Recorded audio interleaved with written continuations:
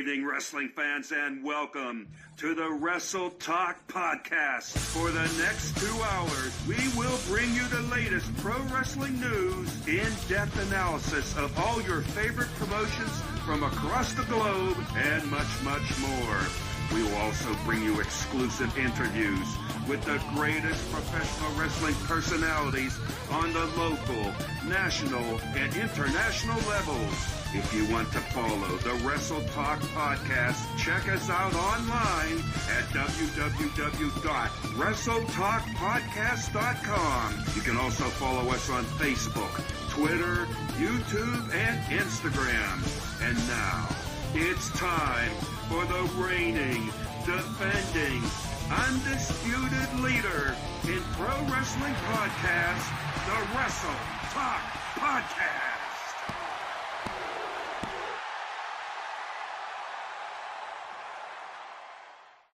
Good evening, wrestling fans, and welcome to the Wrestle Talk podcast. For the next 2 hours, we will bring you the latest pro wrestling news, in-depth analysis of all your favorite promotions from across the globe, and much, much more. We will also bring you exclusive interviews with the greatest professional wrestling personalities on the local, national, and international levels. If you want to follow the Wrestle Talk podcast, check us out online at www.wrestletalkpodcast.com. You can also follow us on Facebook, Twitter, YouTube, and Instagram. And now, it's time for the reigning, defending, undisputed leader in pro wrestling podcast, the Wrestle Talk Podcast.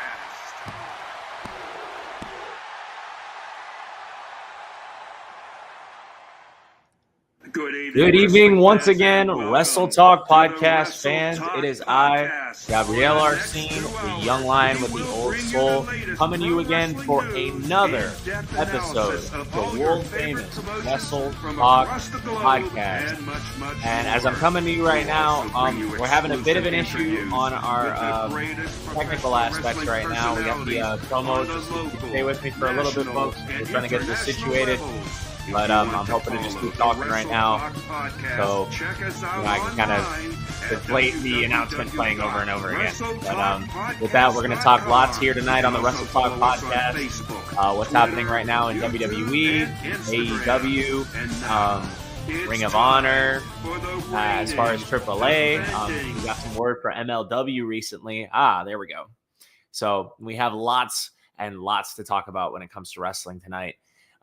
Head to you by the Wrestle Talk podcast. But of course, I am not doing it alone. But before we jump into it, the Wrestle Talk podcast would like to thank our fantastic sponsors. So if we could just throw it to them real quick, we would like to thank our great sponsors, Royal Mills Transportation, head by 1 to Juan Mills, Nobleman's Barber Lounge in Kansas City, Missouri, Kincaid Arcade at Oak Park Mall, Interstate 70 Sports Media. Shout out to Jeremy Karp. Little Popeye Designs, it's where you can get your Wrestle Talk podcast tumbler, and of course, the FWWC, the world's premier fantasy wrestling group. And with our sponsors taken care of, we just like to have the opportunity to thank everybody for being here tonight.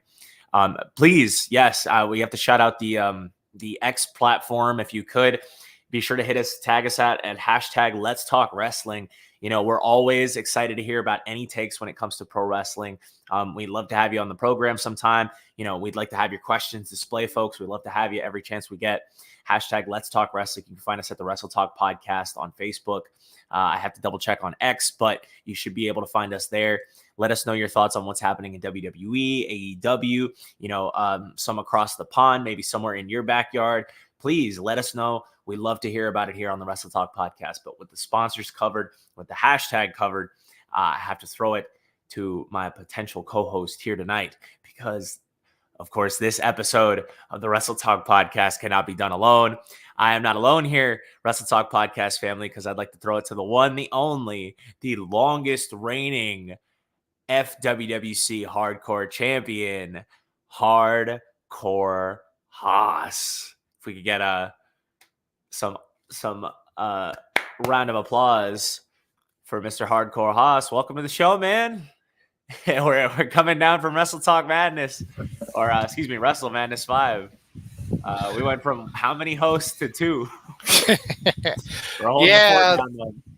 It is what it is. Feast or famine, But, just glad to be here tonight, and, want to throw out a thank you to Luke Roberts, working behind the scenes there, trying to help us get going tonight as I was having some technical difficulties.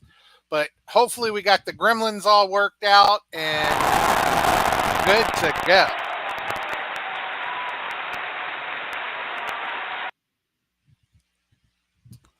Now we can get off right here on the Wrestle Talk podcast. We have a lot to talk about.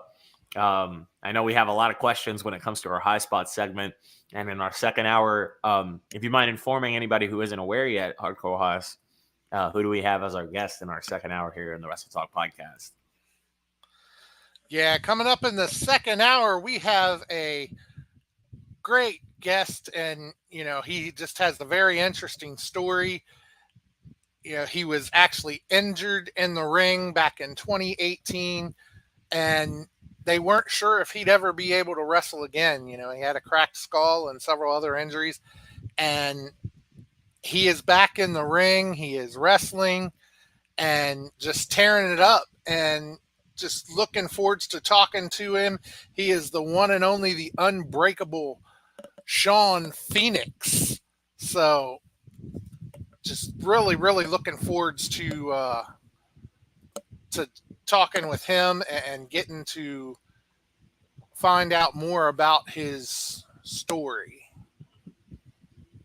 Well, then I wanted to mention, because I hadn't mentioned it proper yet, but this is episode 490 of the Wrestle Talk podcast. We are 10 episodes away, ladies and gentlemen, from episode 500 on the Wrestle Talk podcast, and I am very excited to get there. But it starts tonight with Unbreakable Shawn Phoenix in the second hour of episode 490 here. Hardcore Haas. We have a lot to talk about when it comes to the world of professional wrestling, but with the sponsors taken care of, with you sitting by me to get me through this first hour, just before we jump into those spicy high spots questions that I know we're excited to, there's one bit of business that I think we need to take care of. And I think you know what it is. Definitely, because it is time, ladies and gentlemen, that we pay homage to the best damn country around, that being America.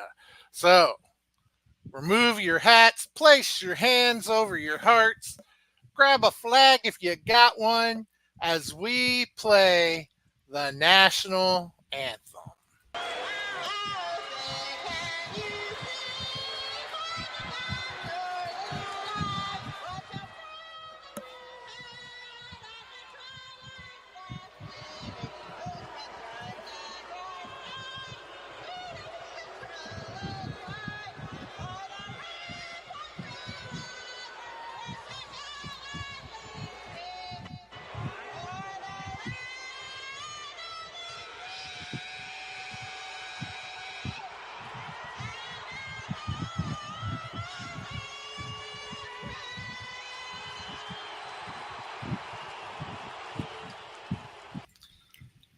Brings a tear to your eye every time, or blood to your ears. One of the two, ladies and gentlemen.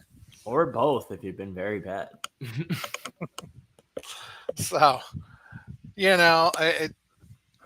we just like to have some fun here on the Wrestle Talk podcast. So, and we like to pay tribute to the greatest country, and that is America, damn it. But you've already hit the sponsors. We've already introed. We've already paid homage.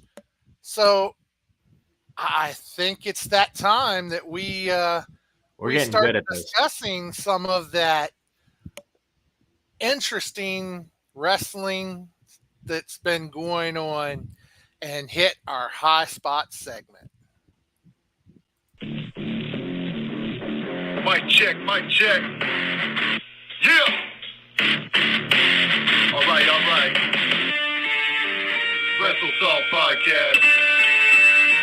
DJ Money. Yeah. Let's go.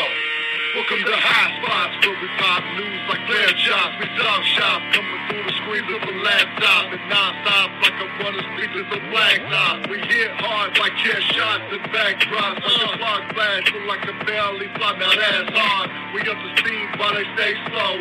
Wrestle Talk Podcast, now they know we about to start the show.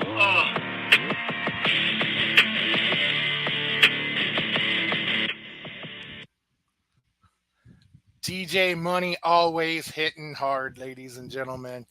Absolutely love that DJ Money. Definitely makes for a good intro, that's for sure. But with DJ Money playing us into it, the Wrestle Talk Podcast High Spot segment, we got a lot of questions here tonight that we're going to talk. And as always, not to throw it out there again, but guys, hashtag Let's Talk Wrestling. You know, if you have any thoughts about some of the topics we have here on the Wrestle Talk Podcast, we'd love to hear about them. You know, we had Assad in the comment section. I just wanted to throw it to him. But with that taken care of, Hardcore Haas, you ready to throw it into this randomizer? Absolutely. Let's see what this randomizer has for us here tonight. So just as soon as I find the button to activate that randomizer here.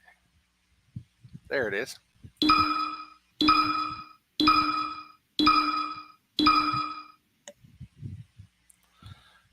All right, so we're going to start off with the uncensored WWE on Netflix. Wow, so let's see here. Well,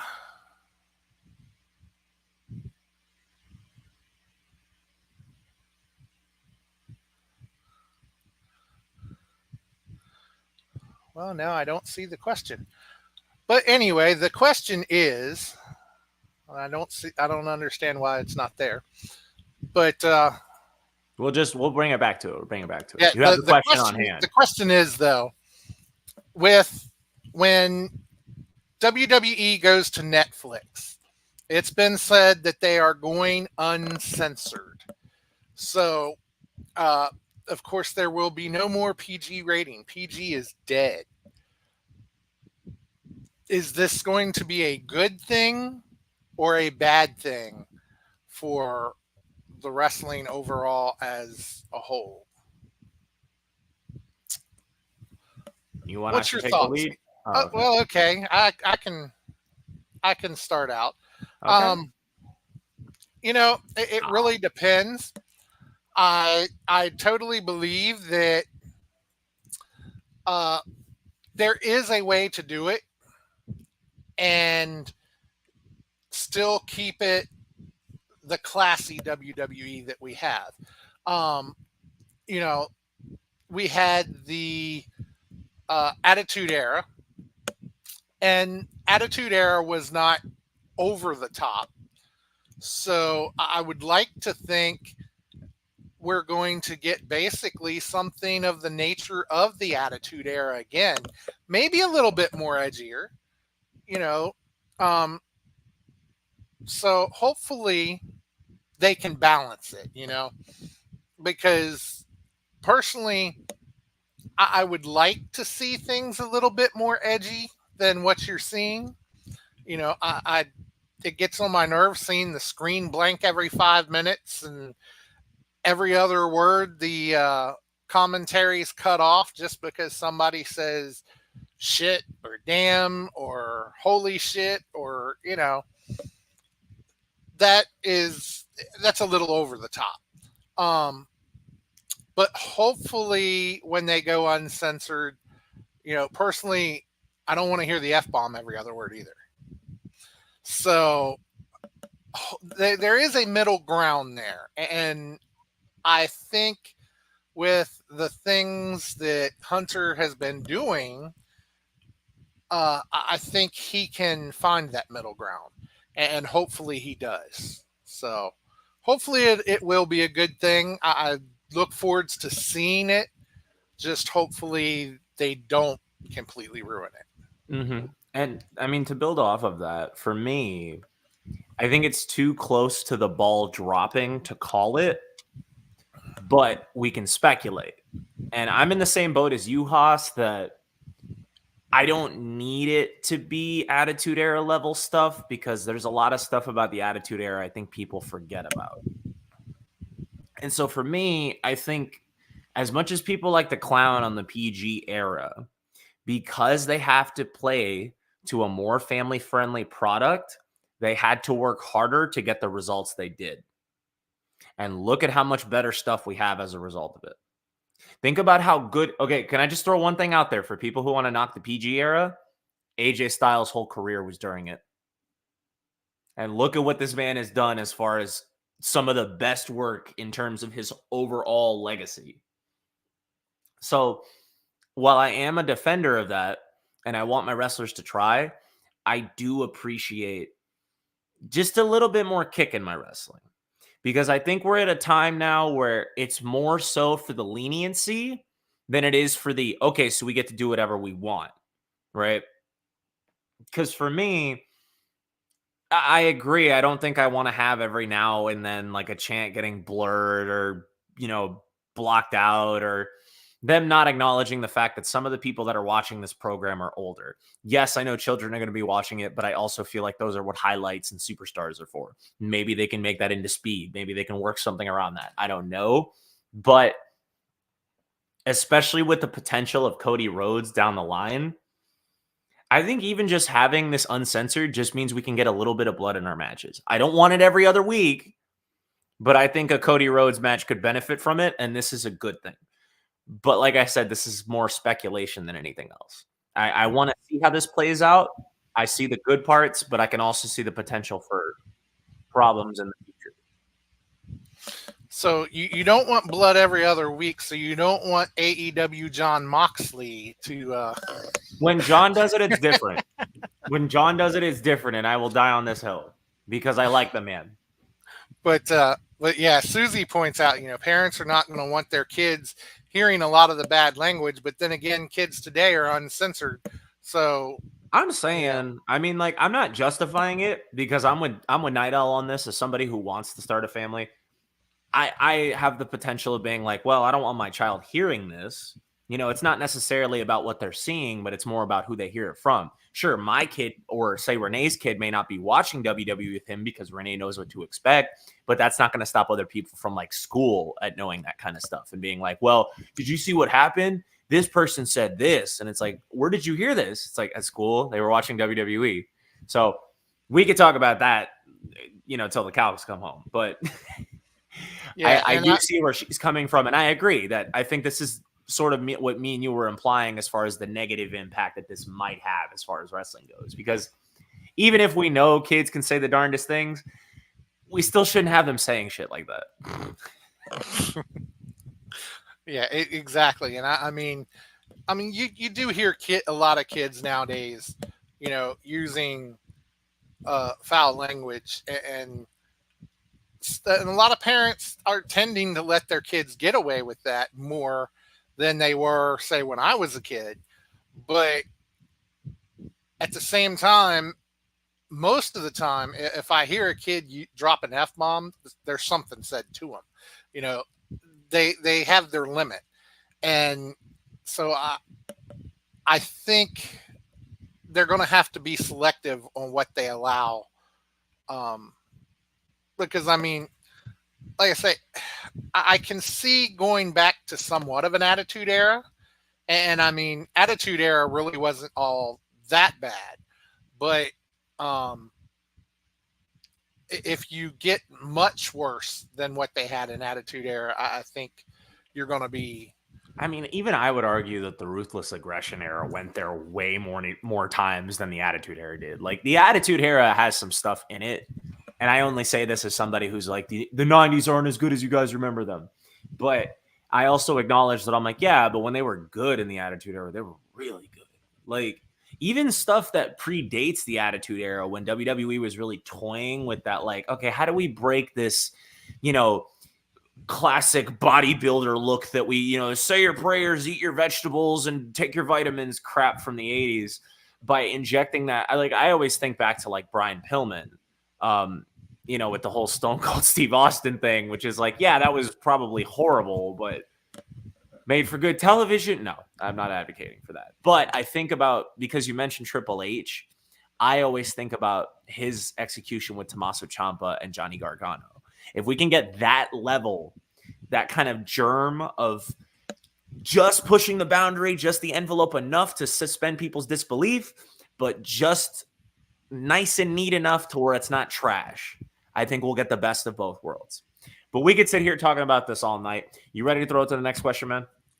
I am ready to go. Let's see what else this randomizer has for us tonight.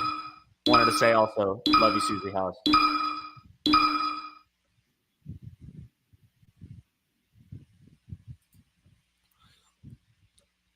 John Cena. So the big talk with John Cena and the big question on everybody's minds.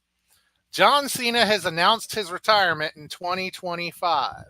Who do you want to see him face for his last match?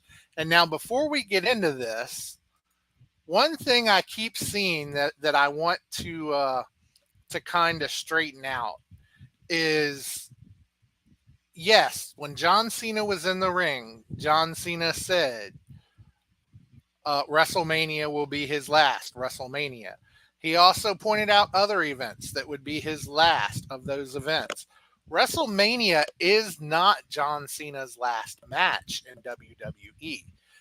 On the post interviews, he did clarify that this is something that's going to start in January and go clear through December, that you will see him. He's booked, I believe he said, about at least 30 times in 2025. So WrestleMania is not going to be his final match. He's going to have matches past WrestleMania. He was just trying to make it a point that 2025 is his final year. So, but with that in mind, who would you like to see be his final match? Who do you think would be fitting for that? Well, there's a lot of options, and I feel like we both have our answers. So I'm going to answer outright, but then I kind of want to build this up, because this is fantasy. Your cornbread's always good. I love you. It's a little inside joke here. And amongst the FWWC competitors here in the Wrestle Talk podcast tonight. But for me, I think I want to say the answer that everybody is thinking. And it's only because I want to see what comes of it. And I think they could really knock it out the park. But John Cena's final opponent has to be Randy Orton. It's the most thematically appropriate. Edge is in AEW, so they can't do him. And I can't really think of anybody else besides maybe Triple H that feuded with him for an extended period. And I don't want him or Shawn to come out of retirement. So out of all the potential names, I don't want to see him give somebody the rub. I want somebody to take it out because he loves him. And if anybody going to do it, it's the legend killer. It's the Viper. Mr. Randall Keith Orton is going to put Cena down in the final match. But what do you think, John Haas? I saw a thing today where CM Punk said he would like to face John Cena. That slipped my mind. I completely forgot about Punk. And I don't mean that in a bad way. I mean that in a... I think they could put on a pretty good match. Now, if in a way, AJ put up here Little Jimmy. And honestly, I think that would be kind of cool. I mean, he's always said Cena is his hero. Now, he mimics Cena in the ring so much. That would kind of be befitting to now can I put him in. Yeah, I could definitely, honestly, that would actually be pretty nice. That would be very full circle for them because Punk and him would tear it down. Randy and him would crush it but I feel like our truth is the heart pick. You know, it's like you got your what your body feels, what your mind feels, and then what your heart says. And that's what our truth is, ladies and gentlemen. He is the heart pick of Cena's last opponent. Punk would be the mind, and then Randy would be your body. He's what you feel in your gut. But now I'm just wondering, because we know I'm assuming he has all of his matches booked, or at least his dates booked, and he's just saying, hey, let me pick my opponents and see where the chips fall, right? So I have to ask you, in this potential last career, last run, do we see one last title reign? Do we see Cena in his last run for the company go for the final one, just to say I beat the record? I don't care what the history books say. It's what WWE says, to become a 17-time WWE champion before he hangs it up. And how much do you want to see it? You know, I've kind of wondered that myself. I could see them hanging a title on Cena during this last run, and having him end up breaking the record. You know, I could see that. Do I really want to see it? Actually, no, I don't. You know, I think we are of differing opinions here, John Haas. Well, you know, I'm a big Cena nerd. I think I've been, you know, pretty vocal about, why do we have to break all these records all of a sudden? Because records are meant to be broken. You know, the old guard must fear the new generation, even though John Cena is like, what, 45? No, I'm being nice. We wouldn't be where we are without the past.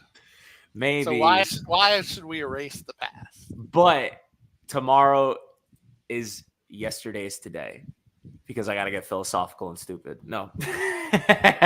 I'm not paid to think. I'm paid to read sponsors.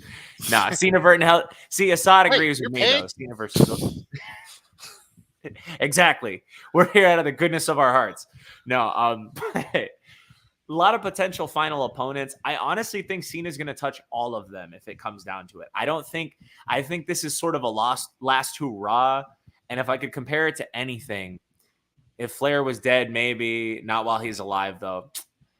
You really act like they're holding Ric Flair in high regards, Night Owl. Like, I'm sorry. We all saw the clip of this dude losing his mind at the buffet. Like, there's no prestige left in that. We didn't see his 5th retirement, okay? See, Susan's got the right idea. But I was going to compare it to Keiji Muto's retirement, where I feel like he's going to pick out his dates and retire different aspects of his character. So we see like I honestly think we see the retirement of the Doctor of Thugonomics. We see it one last time for him to spit a bar. We see the retirement of the inventor of C Nation. And then we say goodbye to John Cena, the man. Not the myth, not the legend, not the wrestler, the man. But and the other thing is too, that he said in the post conference was, you know, he was asked about, would he train people, or was he leaving WWE altogether? You know, what was his plans?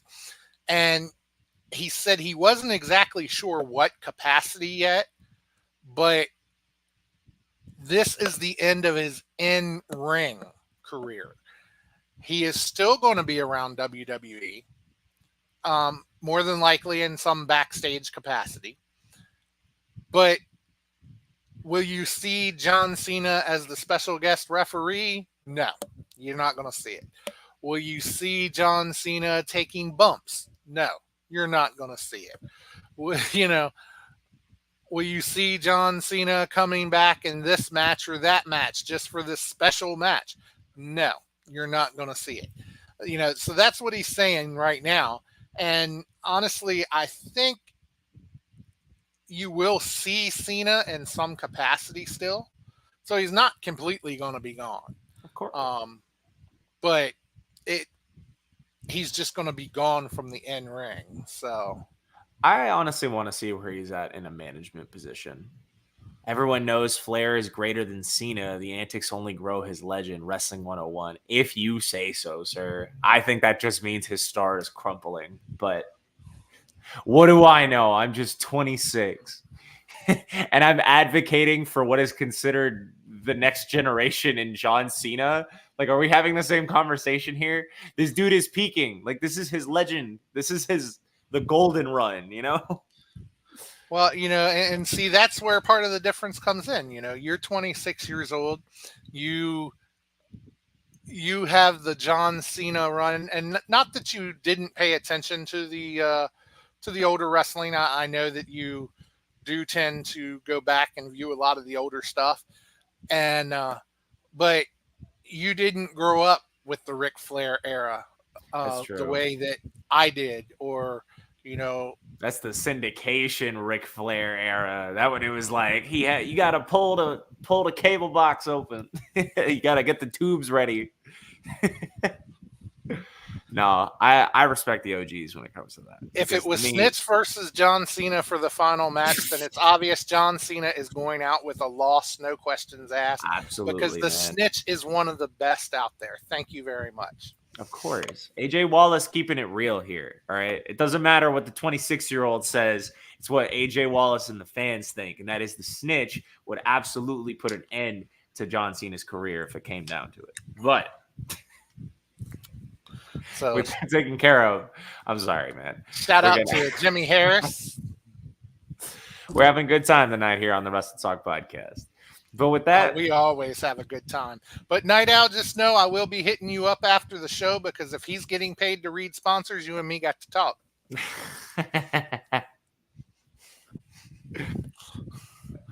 So, all right. Are we ready to hit that randomizer again?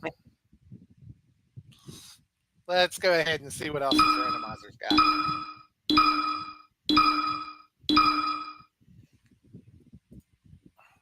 Yes, I'm so glad this is where the question landed.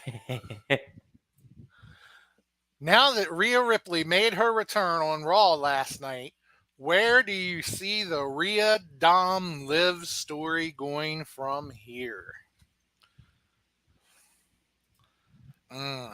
So not to be that guy, I don't know whose question that was, but they spelled Rhea wrong. Rhea. No. Do you mind if I take the lead on this one? Because I don't know if I have a lot to say. I just know there's a lot on my mind because I love this storyline right now. Go ahead. Be my guest. All right. We are going to get some classic Attitude Era flashbacks. Gabe, we can't hear you. Oh, wait, what? Can you hear me? Hello? Still nothing. You must have unplugged your microphone. I guess so. Can you hear me now?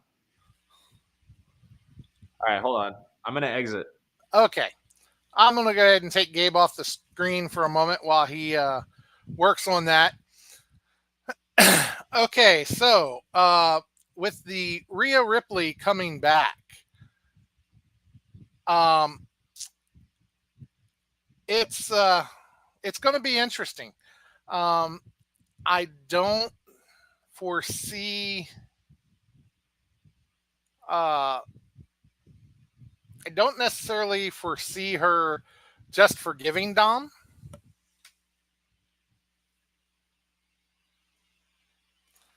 But I think there might have been a problem on my end, Gabe. It might not be on yours. So, but I don't foresee her just forgiving Dom. But with her back, it's going to be interesting to see what happens with Judgment Day and, you know, what happens with this whole story. So definitely looking forwards to seeing where it's going to go from here.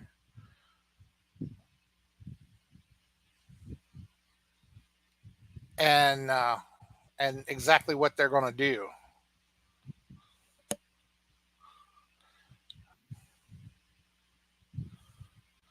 Okay. We working?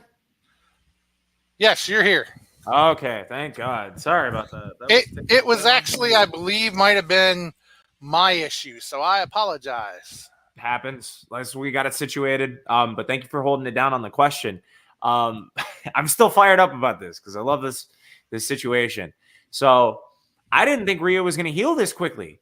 I thought she was out for a while. I know she separated her shoulder, I think. So to see her come back this quickly. Oh man, did you hear the crowd? It just, the music, this is so like, it's so drama drenched, dumb WWE, but it's the good stuff. Like, it's the actually like, okay, well, everybody involved is enjoying themselves. There's no actual real world crap going on. Like, Dom has his, significant other. Rhea's with Buddy Matthews, and Liv enjoys whatever she wants to do. But Rhea will bring her new hubby back and team with the Prince and drop the rest of the losers. As cool as an idea as that sounds, and I want to see it, I think Dom's going to win her back. And it's only because I want to see this man on TV pull up the classic book of Eddie Guerrero. I want to see the chocolates. I want to see the roses. I want to see the puppy dog. I want to see Dominic Mysterio try to win her back. I want to go on this roller coaster with both of them. Forget that home wrecker, Liv. It's all about mommy and friggin' Dominic Mysterio and Dom Dom. We're all about it and we love it, and I want to see it happen. But that's just me. I have a lot of thoughts about this. She's mad, but think about how well off he got. So either Dom is horrible and he's going to trade her out for Liv, or he's faithful and he sticks with Rhea and they work it out. Like, and I don't want the latter. Or the former. I want the latter. Excuse me. And yeah, it's definitely going to be interesting. And, as far as her bringing her current husband over, if she was going to do that, in my opinion, she would have to get pretty much the whole House of Black to come with him. I'm not opposed to that. I just don't know if Triple H is actually going to fork over that much money, especially because he has the tribal. Like, we got Samoan Civil War coming up in a little bit. So, like, I don't know if he's worried about the Judgment Day because he feels like he's got enough with them. Well, and, you've got, right now you've got the Judgment Day as it is. You've got the whole Samoan Civil War coming up. You've got not fitting considering there's a few other factions you can see forming. On the women's side, you've got a few factions forming. Now, I have to ask, do you agree with Susie? Is that what you want to happen, Haas? I wasn't able to catch your answer because I was trying to load into this, but what are your thoughts? As far as bringing her husband back, not if it's just him. And I don't foresee, I think the rest of them I think all of them are still under contract. Now, what if it's the OC? What if we get Bullet Club? Potentially. I'm just saying. I've just never been a big Buddy Matthews fan. So I'm sure all 15 of the fans that he has. No, that's messed up. No, I'm sure all the diehard Buddy Matthews fans are gonna hurt you. But like, I understand. He works as a unit, not on his self yet. Yeah. So, and AJ says this is one of the episodes of Jerry Springer he's got to see.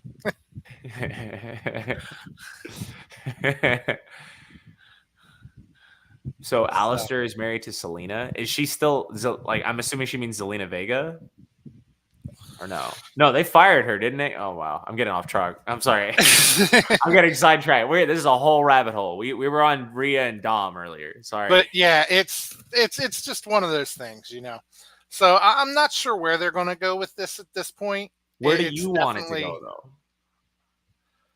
Who do you want? You got to pick. If you have to pick one, Rhea or Liv, who do you want? I want to see what this says about you. And it depends on what the payoff is you're looking at, really. Because in a way, I would like to see Rhea just completely drop Dom and walk out on Judgment Day and just be Rhea. I don't think she needs Dom. She doesn't need Judgment Day.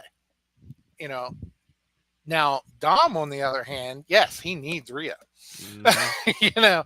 So, but she doesn't need him. And I've never been a fan of the whole Rhea Dom story since it started. But then you look at the whole Judgment Day angles, and there's a thought that Judgment Day is going to end up being just Priest, Rhea, and Dom. Just the three of them. As a matter of fact, there was one scene last night in Raw where Damian was walking down a corridor and you saw a door behind him that had a big number 3 on it. And people were asking, is this a prelude to the 3 Judgment Day? That's potential. We're worried about the Civil War with the bloodline. We should be talking about what's going on in what's the deception in the ranks of the Judgment Day right now. This is some heavy stuff. So, it's just, it like I say, it depends on what you want the actual payoff to be. And I could be satisfied with a lot of different payoffs and interested in which way they really take it. So, but like I say, I've never been a fan of the whole Dom Rhea story. And of course, the snitches here in the comment section. We already passed that question, bro. All right, I was giving you your flowers, but now we're talking about Rhea Ripley and Liv Morgan and this love triangle with Dominic Mysterio, Snitch. But that's okay. Welcome to the comments, Snitch. We'll give you a pass because you're in time for the show, all right? But with that, Judgment Day will be Damian, Rhea, and another, and they will have their own Civil War, one on Raw, one on SmackDown. That's fair. That's interesting, at least. I mean, who do they get, though? That's the thing, is that if it's not Dominic, then who? And then if Dominic isn't with them, is he with the other Judgment Day? But then that's 4 members.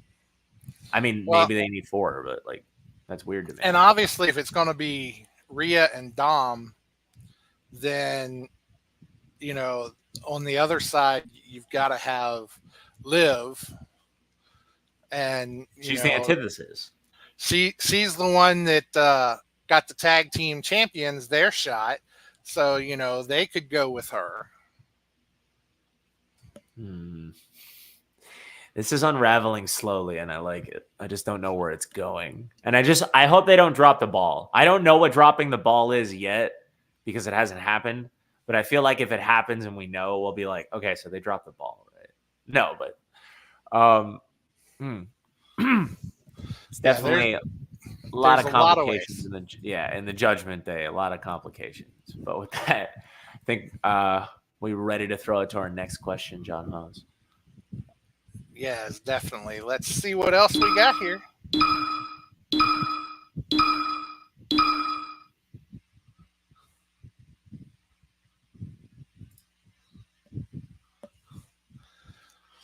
So we have Dijak here, and of course we all know he is no longer with WWE.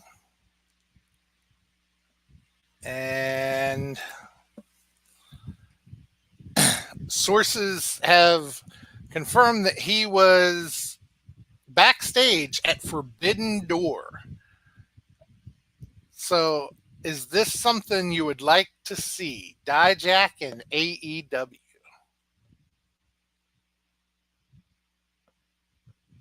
You want to take the lead on this one, or should I open this up? Go ahead and open us up. I say this as a diehard wrestling fan. I say this as a dork who likes to keep tabs on some wrestlers who don't work for WWE. I don't know where they might be wrestling, but if it's a way I can watch them because I am a fan of their work, I will go out of my way. I'm that dedicated. I like Donovan Dijakovic. Love his work. Meh. That's where I'm at. Like, I don't know if it's because I don't really care if he lands in AEW. I don't know if it's because I think AEW can benefit from this name.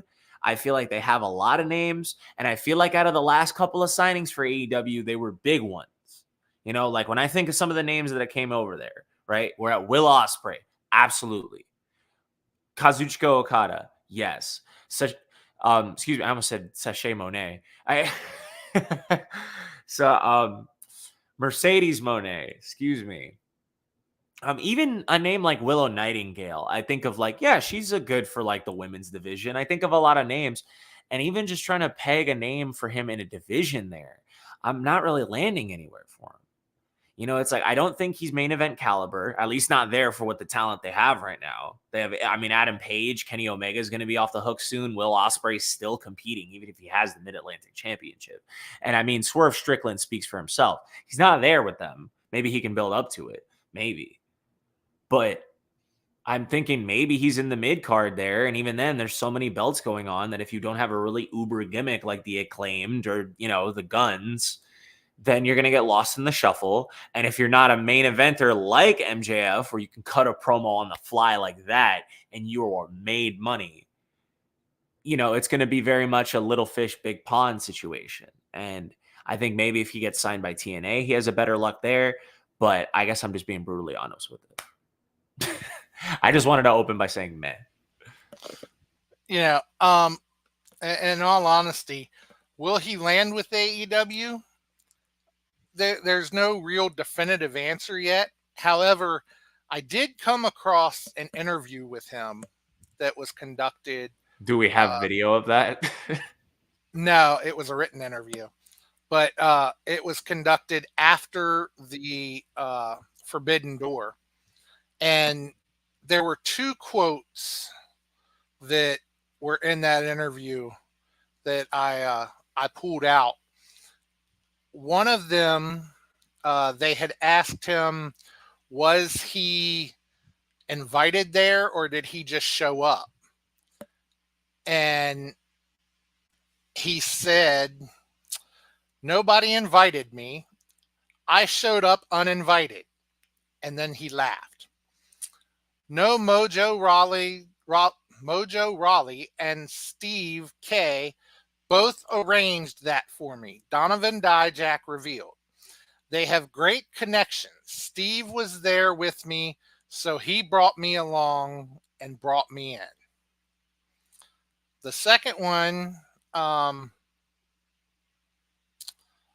he also said, I don't know if anything needs to be approved by Tony specifically, or if they just kind of have people going in and out, because they had asked him if Tony Khan had approved him coming.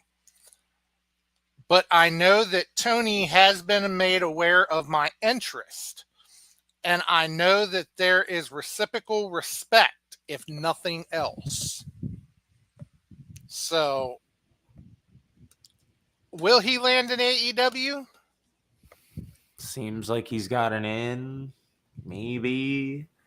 I want the best for him. I don't want this to come across as like me trying to, shortchange this dude or not give him his flowers. But like, I like him for his work in NXT, but he never came up to the main roster. I don't know for whatever reason.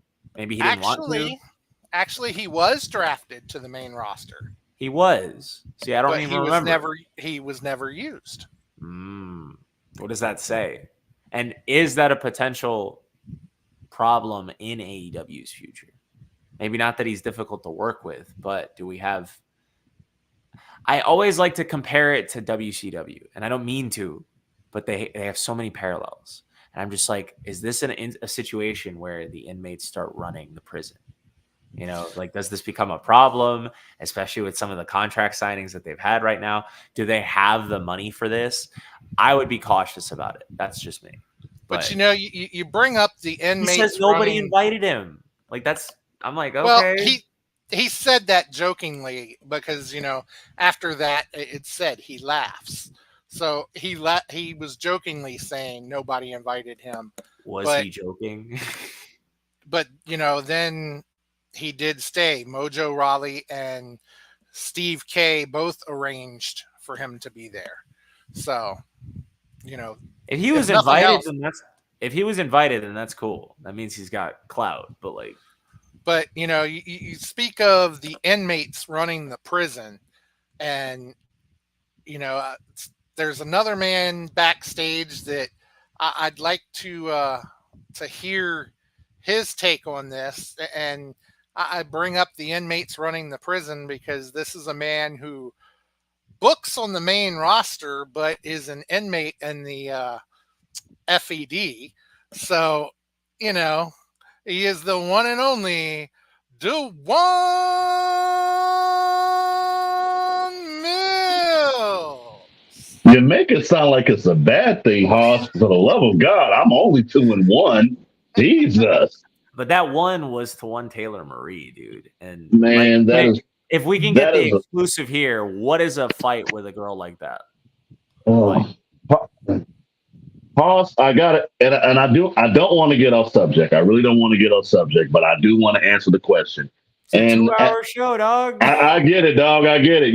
But as our great fearless leader, the Night Owl says, consistency and production and all that good big words. But to address that question, Mr. Arsene, it's the business. I'll be honest. No superstar in the FED, though Cairo may differ what I'm about to say, is better than the other. We are all there for the purpose of not only developing who we are, but to get better. But my main goal, as everybody knows, is not just to reach that level of being able to main event Universe Mania 11, but to also learn and perfect my craft. That's me. Like I said before, being in the game 10 years, there's no excuse that you can't get better, obviously. And if I can be in the FED, and if I can be as a CEO, tighten up some things, work some things out, pawn some things off, anybody can do it. So to Miss Taylor Marie, yes, ma'am, you got that off. But however, Hoss, I gotta throw an idea at you because I'm the booker for the main roster, but I am not the booker for the FED. So Hoss, I want to throw an idea at you. There's an old saying, the enemy of my enemy is my friend. And Hoss, I'm just going to throw it out there for you. Again, this is your official ruling. You can do what you want to do, but I'm full of ideas. I know myself and Cairo don't get along. Me and Cairo have had our deals in the past, but I think we both have a common enemy. Hoss, I'm going to leave it at that. I'm going to let your wheels turn a little bit. I'm going to let you do what you do. I'll let you think what you think. Now, I'm not saying it's a good idea, but we both got some business we have to take care of, and we both have one individual we both have an issue with, and we both have someone we lost controversially too. So just throwing it out there. I'm throwing it out there for you, Hoss. You do what you want to do with that information. What we got going on tonight, fellas? What's happening?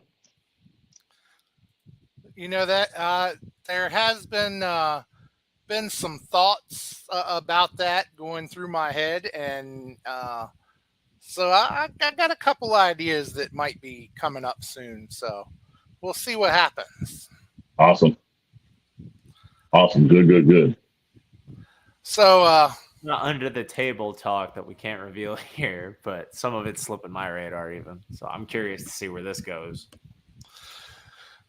So, Dewan, what you got going on the main roster there coming up? Man, a lot. Almost 2 months out of full-time booking. It is very difficult to try to get back into the groove of things, but we are doing that. So if you guys wasn't here this past Saturday for FWWC Battle for the Briefcase, it was amazing. It was an awesome event. It even went into overtime. It even went into sudden death. So if you didn't see it on the page, make sure you go check it out. Congratulations to our still Spartans and international champions. That is one Swag Daddy, and that is also one BADD, or should I say BAAD, Badass American Diva, Hardcore Assist, whatever you call it. They both retained last night on a sudden death challenge on our FWWC Monday Night Mania. But we got something big coming up, Hoss. You can come back on screen, dog, because this involves you. And Gabriel Arsene, I want to get your opinion about this too, because this is nuts. So now that we're done with Battle for the Briefcase, we are on the road to SummerStone. Not SummerSlam, ladies and gentlemen. FWWC SummerStone. A lot of great matches happening there, but we have to take care of business first. And the first piece of business, it's kind of a shame that you're not involved in this, Gabriel Arsene. I know you're kind of tied up with the Warriors Heart Championship. Shout out to you and Moby Lee for killing this for the past X amount of months. It has been amazing. We've been watching, and I know all that is going to accumulate at FWWC Summerstone. But this tag team tournament we got to talk about. Now, Hoss as a champion, or seen as a champion, you know that I try to do things differently here in the FWWC. I try to give the opportunity for the champions to be the bookers, because who knows better? Or should I say, who knows how to, conduct themselves in a program? Who knows how to conduct themselves in a, amazing spectacle of fantasy wrestling than the champion, right? The champion knows. The champion has the knowledge. The champion already has the foresight. So, in this upcoming tournament for the FWWC Tag Team titles, the House of Horrors. Woo! Y'all remember that movie Saw? Yes. Yeah. The House of Horrors has always been a different kind of tag team. They've always been some weird kind of guys.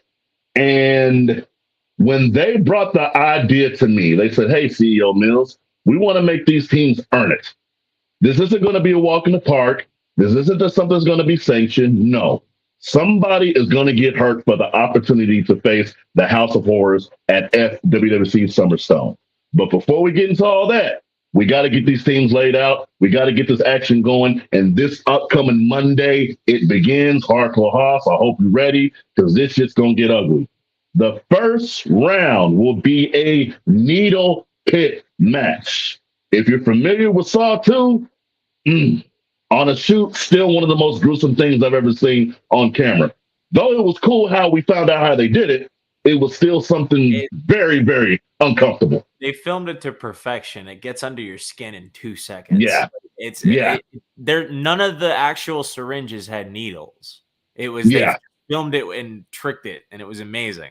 But more so to that, we can definitely know to keep our eyes out. But unfortunately, this is going to be real needles. The ring will be faced above a pit of needles, and the goal is to push your two opponents outside of the ring or over the ropes and into the pit of needles. So the teams that will be involved and the matches that will be happening this upcoming Monday are as follows. It will be Lucha Sky Kings. That is none other than El Luchador de KC and Oni going against Heel Mayhem. That is Marcus Mayhem and the Heel Deal, who had an amazing match against none other than BAAD this past Monday. Second match, Grim Reapers. That is none other than the former multi-time champion, Daniel Grimm, and the also multi-time tag team champion, Savior Saint, going against Grown-Ass Men. Those two gentlemen, the Grown-Ass Men, put on a hell of a clinic this past weekend. As we know, Swag retained, but now it's all business for the tag team titles. That is Swag and none other than Luke Justice. They'll be going against each other, against the Grim Reapers. The Wild Cards. Now, this is interesting, folks. The Wild Cards, a team that some people might say got thrown together. That is our FWWC World Heavyweight Champion, Remy Ricks, and none other than Ace, thorn in his side, going against you, Hardcore Hoss. And I'm going to get your opinion about this. The Hoss Mafia, you and Badass American Diva. What are your thoughts about the Wild Cards, and what are your thoughts about this match and what the House of Horrors got in store? Well, the Wild Cards, I'm not that concerned about it. I mean, it's going to be a tough match. Don't get me wrong. But, you've got Ace, who, well, we all know I got this from him. So, I've already beaten Ace, so that's not an impossible task. And, Remy Ricks, I've stepped in the ring time and time again with him. I've won some, I've lost some, we've tied some. It's going to be interesting, to say the least. But I'm not concerned. The Haas Mafia's got it. We can definitely advance, especially over this team that, they don't have the cohesion that Sis and I have. And then, once we move on, you look at most of those other teams, and they're teams that they were together back some time ago, lost, broke up, and now decided, let's get back together and try it again. And they're just going to have the same results. So, I see that I see the sick one is watching. He's in the comments. Sick, you and Lecter, watch out, because Haas Mafia is coming. And I know last time you guys got lucky. Last time you were able to pull out the victory, but you meet us again this time, and, well, I'll have a title on both shoulders when I'm done. Fair and strong words, sir. Very fair and strong words. Again, these are a couple sick individuals. Hopefully, you ain't got to be pulling needles out of your ass, buddy. And the last match, Brothers in Arms. This is a new team. This is Jason Curtis and none other than Bishop going against El Mata and a mystery partner. You want to talk about a wild card? We have no idea who the hell this mystery partner is. We don't know, do we, Gabriel Arsene? It may be you. It may not be you. It may be somebody else. I have no idea. I'm just going to be honest. We should never, ever rule anything out, gentlemen. But, El Mata leading the charge as far as it comes to tag team specialists. I mean, longest reigning currently, formerly with Luke Justice. So I think for him is that he can take the titles at any point. He just has to find a vessel to dictate, if that makes sense. But I think we all know that that's something to be weary of when it comes to the FWWC. El Mata rarely ever makes wrong choices, especially when it comes to disciples. But right. Well, I guess we can leave it at that. But we can also acknowledge the opponents here. This is a new tag team, but this isn't anybody with former tag team experience. Bishop, former half of the forgive me, Province of Madness. Yep. Mm-hmm. And then Jason Curtis, can you enlighten me? I'm still a little new to his career. Does he, have any other former tag? Well, I mean, in his former life, he was in the Battle Tanks. He was with Mayhem. He was with a lot of people. So, he has a lot of tag team experience also. So it promises to be a fight. And I don't mean to repeat myself, folks, but I guess it goes without saying, viewer discretion is advised. So what makes this tournament unique is this. There will be no team captains. No team captains. No. Every member of each team will have to submit picks during the live challenge. So that means if one member of the team screws up, that could spell disaster for that team. And there will be no tiebreakers. As I said before, I put this in the hands of the champions. If in the event there are any ties, the champions will decide what team moves forward, and that will be based on role play, promos, and activity. Our three principles: role play, promos, activity. No tiebreakers, nothing like that. The champions will decide. But I think the biggest announcement, as I try to wrap this up, about this tournament is this. So next week, we will start with 8 teams. After that week, we'll only have 4 teams left. The matches will continue.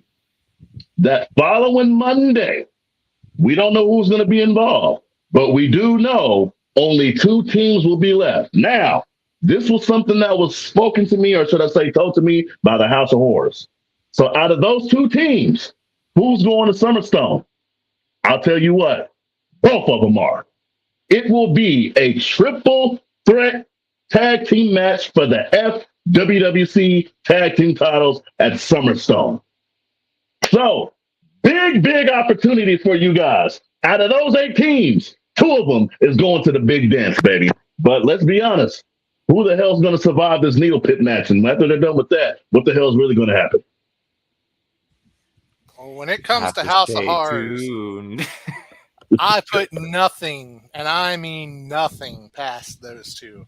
I mean, heck, I'm surprised. I put nothing past the competitors, man. I mean, anything can happen. Like, you just got to keep your eyes open. But I'm surprised they didn't take all the tag teams and just throw them all in a tornado tag match and say, let's go at it.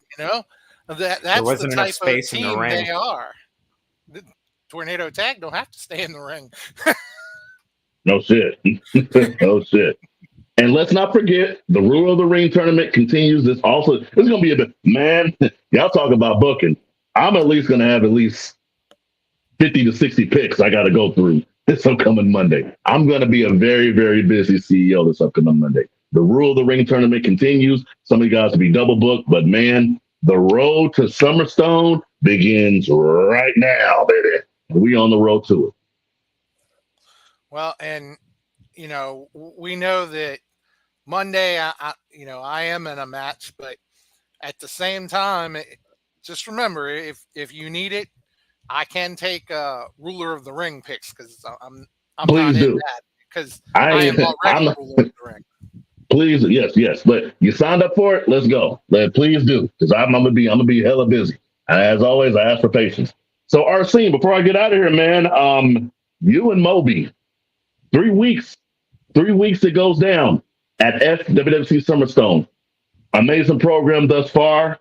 What are our expectations, man? What are you thinking, man? Because we're getting really closer to the big dance. I don't want to sound too scary here, but I like to be intimidating when I call out my opponents. Because you guys have seen there's a bit of a switch that is flicked in Gabriel Arsene when it comes to the FWWC. And when it comes to Moby, we constantly fight to outdo each other. And he's coming in attempting to take away the prize of the FWWC, the Warriors Heart Championship. And I know he's repping it in Hollywood. I can respect, get that bag. But the fact that he thinks that he's going to come in here, if he wants these people to cheer for me just because he wants to be the villain that badly, don't be surprised when what happens to you happens to you. Because you're coming in as the vitriol, as the venom. And Gabriel Arsene is here to tell you, you don't hear the beautiful chant. You don't see the beautiful light. You don't feel the tender warmth. You're coming in with nothing but hatred coming at you. And Gabriel is the epicenter of it. I despise you because you have what I want. And come Summerstone, you're looking at your 2-time Warriors Heart Championship. That's not a threat. That's a promise. Same with you, Hardcore Hoss. Rumors are flying. Jason Curtis is coming for something on your shoulder, baby. Well, the other night, Jason Curtis approached me and he fired his shot and said he wanted the shot at this title. And, I simply told him he can try to take it if he wants, but he's not going to succeed. So just feel free to go ahead and bring it. So Jason Curtis, I hope you're ready. It's a shame that your FWWC career is going to be such a short career, because if you step in the ring with me at Summerstone, I will end that career. And this title goes nowhere. I will retain it. And when it's all said and done, Hardcore Hoss might still have this title when he retires. And I'll just retire with the title because nobody has taken it. Possible double champion. So like I said, Rule of the Ring, Monday. The FWC Tag Team Tournament starts Monday. 8 amazing teams. Warriors Heart, Hardcore. It's about to be busy, baby. FWWC Summerstone is Saturday, August 3rd. We ain't got that a lot of time to then, baby. So let's get to work. Let's do it. All right. Thank you, Dewan. Appreciate you being here. And definitely looking forward to all the action. We'll be talking to you soon. Rock on. All right, Gabe. A lot of stuff happening in the FWWC, let me tell you. Definitely a lot of stuff. And you see how we lock out? It's my favorite thing. When the FWWC segment comes in, me and you, Hardcore House, we just lock in. We're like, all right, time to rep the brand. But now that we're back into it, did we want to throw it to more high spots questions, or were we here with our next guest? Our guest is backstage, and I think he's about ready to go. So, we definitely want to be respectful of his time. And I believe Big Daddy P is still at his shoot job. So, he honestly evidently didn't have time to join us tonight, unfortunately. But we know we have thoughts and prayers, man. Because Perry's the kind of guy where he would if he could, and if he's not, it's probably because he's doing something really important. But before we bring our guest on here, yes, I'm going to go ahead and hit those sponsors one more time here before we bring him on. Promotional consideration paid for by the following. You can renegotiate that contract. So we want to thank all of our great sponsors. You got Royal Mills Transportation, the one and only Dewan Mills, out there in the KC area. Nobleman's Barber Lounge in KCMO, Kincaid Arcade at the Oak Park Mall, Interstate 70 Sports Media, Little Popeyes Designs, asked for Pete the Barber, WTP, you get your Wrestle Talk Podcast tumbler, sorry about that, and the FWWC, the world's premier fantasy wrestling group. And I guess that's why you get paid and I don't. All right, you said it, I didn't, okay? No, but yeah, if you don't have one of those Wrestle Talk Podcast tumblers, be sure to hit up Gabe, hit up Night Out, hit up myself, and we'll be more than happy to get you one of those tumblers. I should bring mine out here, but I always forget until it's too late. But you got the belt. As always, whoops, wrong thing. That's the background. I don't want the background. There's what I want. There's the picture of that beautiful Wrestle Talk Podcast tumbler. High quality product, $20. You can get your name across the bottom of it. Just let us know. I believe the name might be about another $5. And then you pay for shipping. But other than that, overall, the base price, $20. Can't beat it. So, all right. Now that that's all out the way, let's go ahead and we have our guest back there. He looks like he's all ready to go. And let me see what I can find here. Okay. Sorry, just had to find something real quick. So, ladies and gentlemen, please welcome to the ring a man that he's multi-talented. He not only is talented in the ring, he's also inline skater, BMX, motocross. He was trained by Brandon Kay, Crusher Henson, and Shirley Doe. He's won many titles. Back in 2018, as we said before, he did have an injury that took him out of the ring, and weren't sure if he'd ever make it back, but he did make it back, and he's here with us tonight. So, ladies and gentlemen, please welcome the one and only, the Unbreakable Shawn Phoenix. So much for having me. Oh, I get it. Music.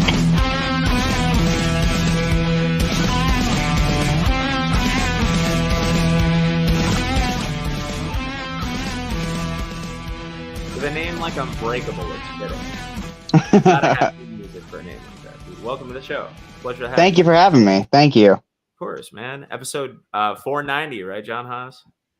490, 10 away from 500. So we can lock it in with the exclusive on Shawn Phoenix. So that's a cool milestone. I take pride in it, dude. Because I was able to. It was actually able to peep, and we'll be able to talk about it on the program in a little bit. But I was able to peep what happened to you, and to be able to talk with you after something like that is it's. Yeah. So, staggering, dude. Actually. Yeah. It's imagine how it feels to continue my story after that, on this end of the thing. Every day is thankful for every day, and every day is a blessing. Well, I was actually Hardcore House. Before I jump in with this, you were saying. Yeah, actually, it's hard to understand what you went through, and even when you see it, it's so overwhelming that it's just hard to fathom. But I did get your permission, and I found a short clip of it that I would like to play just so people can kind of get an idea of it.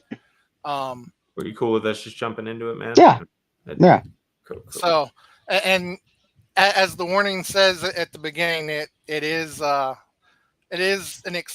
explicit clip. So if you're squeamish or something, I mean, there's no blood in it, but it's not for the faint of heart. That's for sure. So let's go ahead and roll that.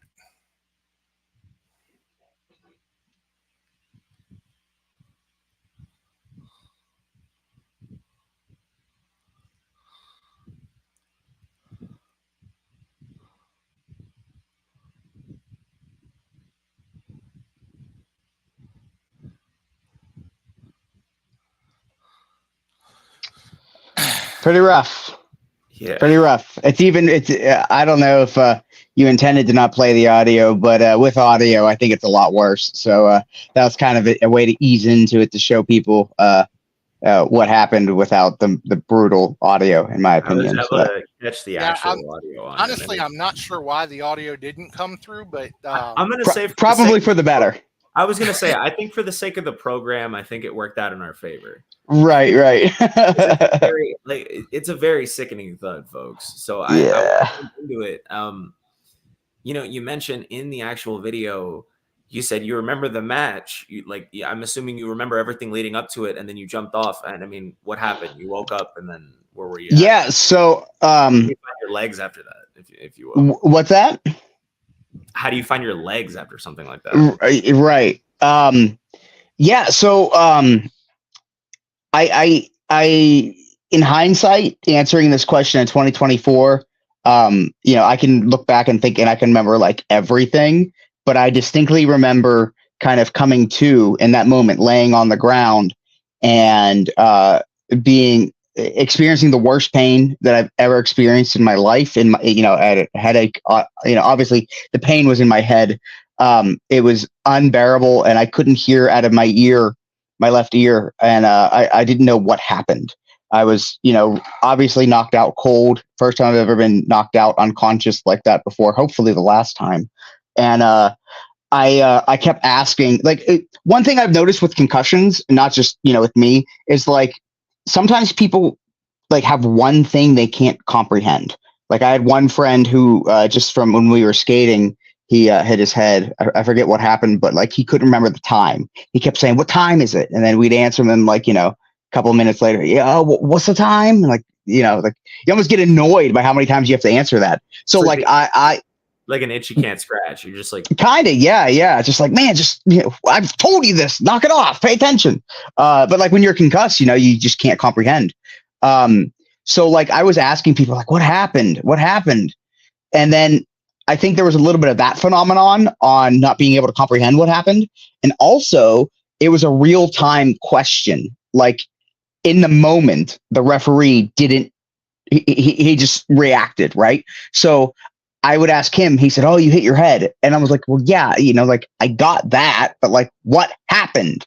And then like another person was like, it was not true, but in a flash, blink and you miss it type thing, and, thinking about looking, what happened and where I was laying, it's easy to assume, oh, he hit the guardrail. So I kept getting, mixed answers. And I didn't quite understand what, oh, well, thank you. I didn't understand what "you hit your head" meant. I needed more of the picture painted for me. But eventually I kind of came to, had my bearings, and I realized that I had suffered a very catastrophic head injury. And back in 2011, whenever I was an underground wrestler, I actually had to take 8 months off for post-concussive syndrome. And I had to go to physical therapy and everything like that to get medically cleared to wrestle. That's another story for another day. But I realized when I fractured my skull, that I probably had a concussion. And my first thought was, I just probably undid all that work that I did a couple years ago. And then, I guess in a way to kind of soothe my anxiety, I started replaying the day as best as I could. And like, I distinctly remember like being in my mom's kitchen and, letting her know like, hey, this is probably going to be pretty graphic because to pull the curtain back a little bit, Spark Notes version, there's two good guy tag team, and one guy went missing.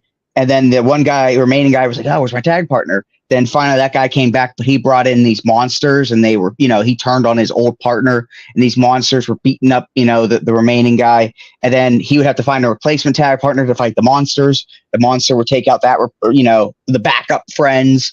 I was one of those people.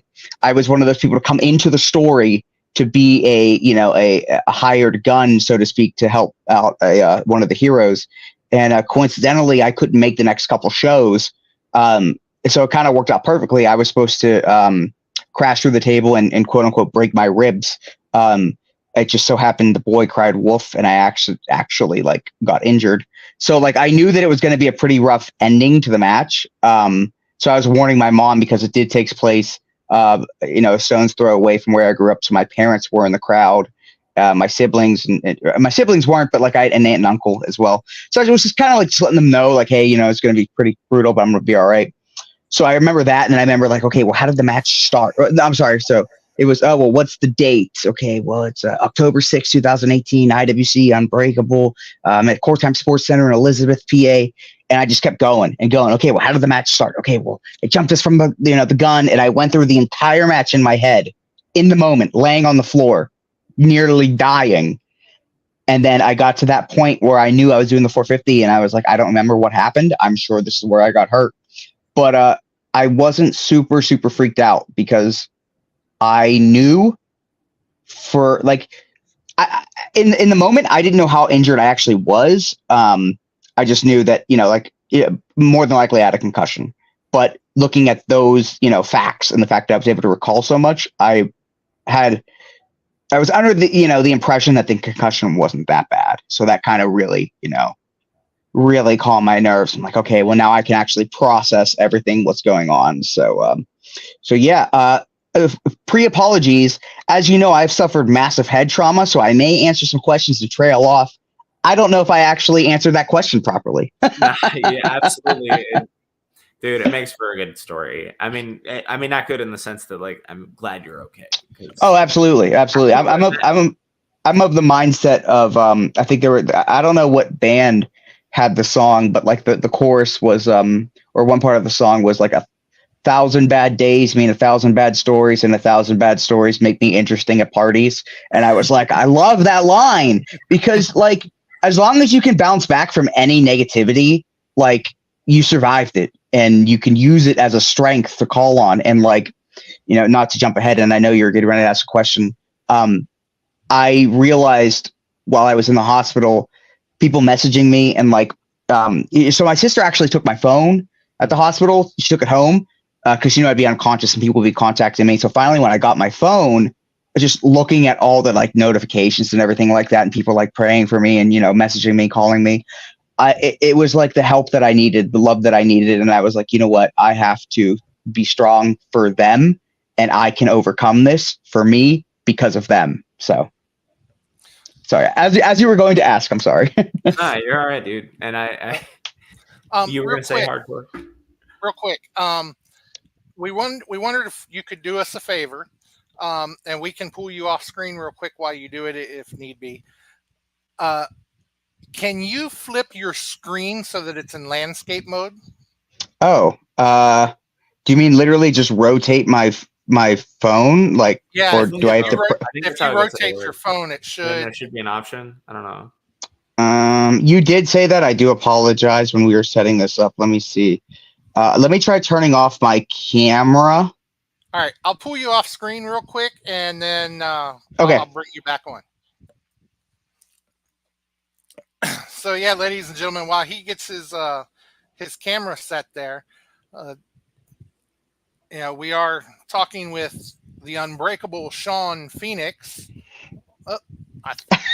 I don't know.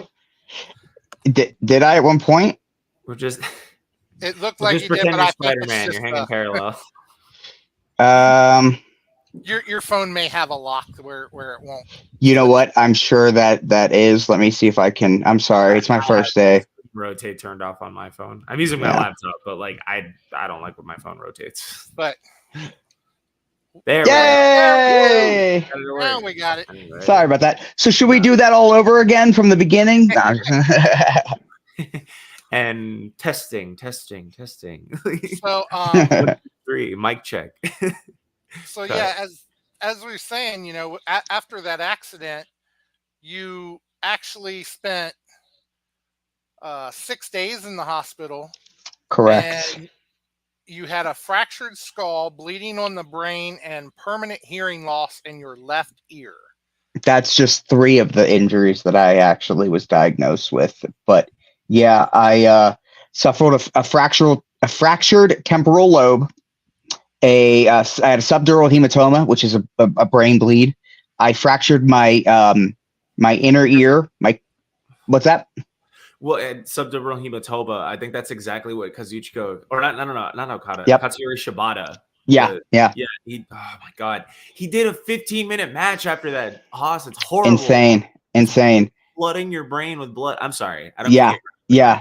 I'm a goober about this stuff because. Yeah. Right. Fractured my cochlea, which I'm now deaf in my left ear because of it. I fractured my labyrinth, which it has to do with like the balance of your inner ear. Had a concussion, obviously. I was also leaking spinal fluid from said damaged ear, which was honestly why I stayed in the hospital as long as I did, because they needed to properly diagnose if that's what it was. Like when I got injured at the show, I was actually bleeding from my ear and swallowing. Like I threw up just straight blood. And funny story, actually directly on the other side of the guardrail at where I crashed and burned was WWE's Rosa Mendez. And we didn't really know each other too well at that point. We just had met in passing at a show, and then we met at WrestleCon. And then Blackcraft Wrestling was announced, and Blackcraft, Bobby is from Pittsburgh, which is where I'm from. So like, oh, nice to meet you. I hope, I get tapped, to do that. So then we met at Blackcraft, and then she arrived at the show as a special guest, and I just happened to be at the right place at the right time. And she's like, oh, can you show me where to go? And then she was sitting in the crowd, and before the spot, I got my head smacked off the table, and I turned to react to the fans. And there's Rosa Mendez sitting right there. And I reached out to her, and she gets it's so funny. I have it I can picture as clear as day. She gets really behind me. She starts clapping. She's like, no, come on. And I was like, got her. She's an action figure, and I got her. And I remember thinking at that point, oh, this is going to be sick. I'm going to do this incredible spot right in front of Rosa Mendez, and she's going to think I'm so cool. But so then I crashed and burned, and everything's going on all crazy. And then I just vomit straight blood. And I remember thinking, I just threw up in front of Rosa Mendez. She probably hates me. No one, a kid. She would have been worried that you were okay. Yeah. If she into you as a performer, she'd probably be maybe he shouldn't be throwing up blood right now. Right. So we've actually gotten pretty close, even though I haven't spoken to her in a while. She was trying to actually get a hold of me when I was in the hospital. She wanted to come visit me. That's but awesome. the people that I spoke with, I was like, yeah, I don't really want any, people come visiting, meaning fans. And I guess they kind of assumed that meant nobody come visit me. And they didn't want to tell me hey, Rosa wants to come. But then we ended up I got her number. Then we just we would text all the time. And she was she told me, because we ended up meeting up afterwards, just, to catch up a couple months later. And she was like, when you got hurt, they wanted everyone, her crew was we should probably not be around for this. And she was like, I just wanted to be there and just hold your hand and be there for you. I was like, what an angel of a woman, she was so concerned. And she's like, I had nightmares about you. I was like, what the fuck? Dude, I know, she's such a sweetheart. But yeah, on you in the hospital and shit. That's Yeah. And then like she wanted one of my shirts, and like she put me over on her Instagram and stuff like that. Like I would walk to the end of the earth for that woman. But yeah, then so I was like bleeding from my ear as well, and then they life flighted me to the hospital, and I got like all the CT scans and everything like that, and they told me I fractured my skull, and the first thing I thought was, crap, I have a show tomorrow. How are we going to work this into the story? Not really understanding the severity of the situation. They were like, you're probably going to stay here a while. So then like the bleeding stopped, but I was like leaking fluid, and like we had to kind of like assess what that was. I don't know what else it could be other than spinal fluid. I don't know why it took them a day to figure it out. Yeah. So then they had to like treat that. And the way they treated that was just terrible. They had to put a catheter in my lower back directly into my spinal column. And then I had to, which was by far the worst pain ever. Like they gave me like 8 epidurals, so I didn't feel it. And then they had my family leave the room, and I'm like, where are they going? They're like, they're not going to want to see this. It's going to be pretty brutal. And I remember thinking like, how dare you? You know, like you think I'm going to be like some baby or something like that? And I was like, I was kind of like mad. Like I can't react at all now, you know, just out of spite. Right. But needless to say, they knew what they were talking about. Right. And every inch of this catheter, they literally had to put in my spinal column. Every centimeter that they put in deeper and deeper, it felt like they were putting a whole like freaking Apache helicopter in my spine. And I tried my damnedest not to make a sound, but my family said they could hear me grunting and kind of, you know, selling it outside in a closed door. So then I had to sleep at a 45-degree angle. Sorry. So the spinal fluid comes down from the skull into the catheter, and it had to stop leaking for at least 3 days before they could take out the catheter to see if it actually sealed up. And then if it started leaking again, I would have needed an emergency brain surgery right then and there, because essentially that was a straight canal straight to my brain. So huge risk of infection, huge risk of like meningitis, like it could have been bad. So then once everything was good to go, then they had to teach me how to walk again. And then it was just like, it was such a process. But the silver lining, when I was there the next day, they told me, oh, well, you know, you're probably going to be here for a while, here meaning the hospital. And then they said I was going to transfer to another hospital to do inpatient physical therapy for the concussion. And they said, you're probably going to be at that hospital for a month. And then as time went on, it went to, hey, probably going to be there for like 3 weeks, to eventually, you know, you'll be there for a week. And then I didn't need it. And just by doing the test there, I was like, yeah, I have no sign of a major concussion, which is bizarre to think about. But it turns out the best thing that could have happened. But no concussion. Yeah, it's well, it's funny because like the best thing that could have happened was fracturing my skull. Because think about it like a Japanese table, like a slam on a Japanese table looks way more painful than, you know, a slam on a. Yeah, so like like the skull kind of gave way to like the impact went through it. But not only that, with massive head trauma and a subdural hematoma, there's a risk of brain swelling. And the way you treat that is by, I don't know if you've ever seen the movie Saw 3 in particular, they cut away part of your skull so the swelling has room to breathe. So essentially I had a crack in my skull, so it had room to expand. So like really weird how that is like the best case scenario. But yeah, so I was only in the hospital for 6 days, thankfully, but it sucked. I would imagine after all that. I mean, and then with all that, you actually were only out of the ring for a year and 1 day exactly. And Correct. Then you returned to the same place that accident happened. And how hard was it to walk back out to that ring in that place? And you know, just what type of emotions were there when you did that? Fantastic question. So I'll pull the curtain back even more. So this injury happened in October of 2018. I actually got cleared from the concussion protocol in December. And then January, I was doing a promo saying, hey guys, I don't know how long this is going to be. But so like in theory, I could have wrestled then, but my balance was still off. So I wanted to be 100% from that. but like I didn't realize that was from the ear injury. I thought it was from the concussion. So then it was a matter of finding the right doctor, then doing the physical therapy for that, and then getting cleared. Then eventually I got cleared for that in September. No, I'm sorry, in August of 2019. And then I realized, or no, maybe it was September. No, it was August, because they were like, oh, the last appointment was August and the test was September to see if I could get cleared. And I was like, if I get cleared in September, what's one more month, to the day? It may as well. But in that moment, I wish that I could tell you it was, a euphoric sensation and stuff like that. However, that day was actually very stressful for me because one of my best friends was actually getting married in a different location. And I told him I'd be there for it. He's actually done a lot for me. He's without just side tangent. He's made a lot of my stuff, a lot of my merch, not a lot of my merch, but a lot of like my accessories and stuff like that. And taking a concussion though is a bit much to ask of anybody. I mean, right.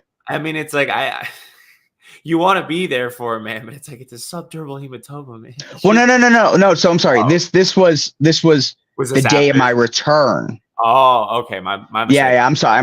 No. That's on me. That's on me.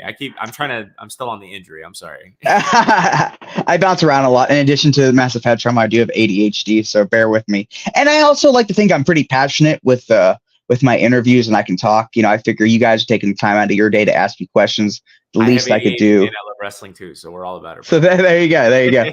So I told him that like, yeah, I'd be there for your wedding, and then I was like, oh my God, like that's the day of the show. What am I gonna do? But thankfully, his wedding was earlier in the day, and as soon as they tied the knot, I zipped straight to the venue. It was about a 45-minute drive, and then got changed, and then had 2 matches to go. Like I think I'm not proud to say that I probably ran a couple stop signs, but like I know the area pretty well. And it's like, okay, well, statistically, there's probably not a car coming. And it was also nighttime, so I could see the headlights, and there weren't any. So like, all right, time to like. I was really like calculating this. I'm fine. Like if you're risking your own life, it's fine. Right. I mean, granted, clearly, as you saw, what I've been willing to put, my body through, but like, I don't want to hurt anybody else, but like the hustle. right. And like I said, like it was nighttime, it was October, so I could see the headlights, and it's in the wood, like it's back roads and stuff like that. So I could tell there's no headlights means there's no car. And then, so yeah, like I got changed, and it was 2 matches ready to go. And then my spot, I ran out and did my thing. And it was a incredible surprise. We actually did something a little bit sooner just for the story purpose in January, but like, so this was my proper return. Like my return in January was going to happen from the broken ribs anyway. So this was my proper in-ring return announcement. And then as soon as I got through that curtain, I just bawled my eyes out. Just like, it's really weird because when I was in the hospital, I knew that I was going to come back. But in that moment, when I was in the hospital, I didn't know when, like, it's just like, I'm not afraid to get back off the horse and get back onto the horse. And actually, the first thing I did when I got out of the hospital was get into the ring because I wanted to make sure I didn't have any PTSD and anxiety. The longer of not going into the ring, the more scared I'd be. So I was like, boom, I went into the ring just to get in there. So it's just a matter of like, I didn't know when, but I knew it was, somewhere down the line, I would be wrestling again. And it's just one of those things, like when you're really looking forward to something and you finally have a date for that thing and it's here and it's just like overwhelming. But not only did that day come, and not only is that now, but when that moment passes, then it's the past and it's reality at that point. And it's just like so much like then just reflecting on like all the hard work that I did and everything like that. It's just, I was very overwhelmed with emotion, and obviously the ovation from the crowd. Everyone always has the anxiety of, is anybody even going to remember who I am? So to hear that ovation was incredible. Really, what I needed to hear to get out of my own head. It was a whirlwind of emotions. So, I mean, I would imagine, man. It's kind of staggering the fact that you're able to get back in the ring after something like that. I mean, right. And it's funny. I don't know if you caught that I said the show that I got hurt at was called Unbreakable.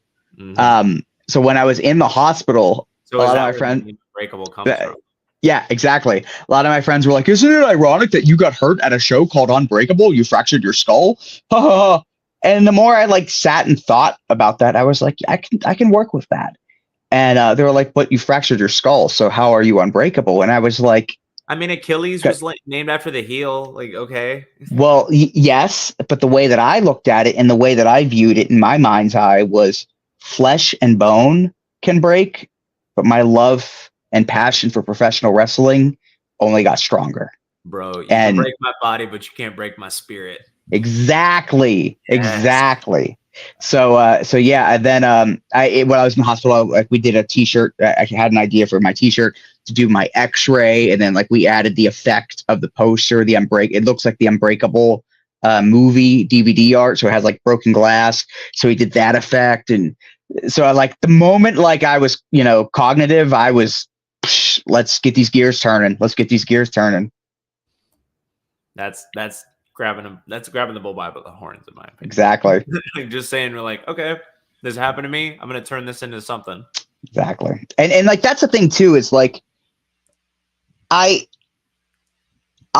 love professional wrestling, and I don't know if you saw a picture I posted today of a picture I posted with kids, and I love kids. I'm an older brother. I'm the oldest of 4. I have younger cousins. I've always just been great with kids, and when it comes to the connection I have with kids and my fans, kids especially, is I say that I want to be for them what I needed when I was their age. And so that keeps me going. But then waking up to those 500 plus messages and throughout the year of people saying how much I inspire them to overcome anything, it's just such an amazing feeling. And like that was another thing that kind of helped me get through it. And anytime that I was frustrated, because I am a human being, so I did get frustrated and I did get upset at times, and like I realized that I wasn't just coming back for me. I was coming back to be an inspiration for all those people that said that that I was what they needed, and that really kept me going. And still to this day, hearing that's just because it's just me, right? Like hearing that I'm anybody's inspiration, it's like, really? Me? There's other people out there, right? Now you're just being heroic about it. Come on. Oh, no. See, look at that. See, Night Owl agrees, man. Resilience is a superpower. Because I appreciate that. It takes a lot to do what you do and then still get back in the ring after that, man. I mean, I don't mean to harp on this the entire program, but I guess it's like, it says a lot about your character, and I can respect that as a human being, I appreciate that. And like, like it does still affect me to this day. And I am learning, like, there are some things like I'm not at 100% balance restoration. The 2 rounds of physical therapy that I've done, my balance is at like 95%. It's a long story, but in a weird way, because I rebounded from every other injury, my brain notices a little bit more life in the damaged inner ear. Normally, if somebody has a damaged inner ear, the brain ignores it and focuses on 100% good ear, right? To kind of like preserve the balance. If there's 1% of life left in this damaged inner ear, my brain is still focusing on it, treating it 50-50. And the doctors say, because like I've rebounded from everything, my brain is thinking we can come back from this. So I do have a little bit of balance issues still to this day, more so in the dark and on uneven surfaces every now and then, kind of an issue. In the ring, it doesn't really affect me so much. Thankfully, knock on wood. I am completely deaf in my left ear, and that sucks because I love music. I say if I wasn't a professional wrestler, if there was a way I could monetize being front row in a concert of my favorite bands, that's what I would be doing with my life, because I love actually that more than wrestling. Just I have no musical talent whatsoever. So like I am I love music, so that does suck to be completely deaf in my left ear. And the way I explain it to people, because people have asked, they're like, well, is it like a tunnel? Is it like, hard to hear? I'm like, no, it's like trying to hear with your hand. Like there's just nothing. So I do deal with that on a day-to-day basis. That sucks. And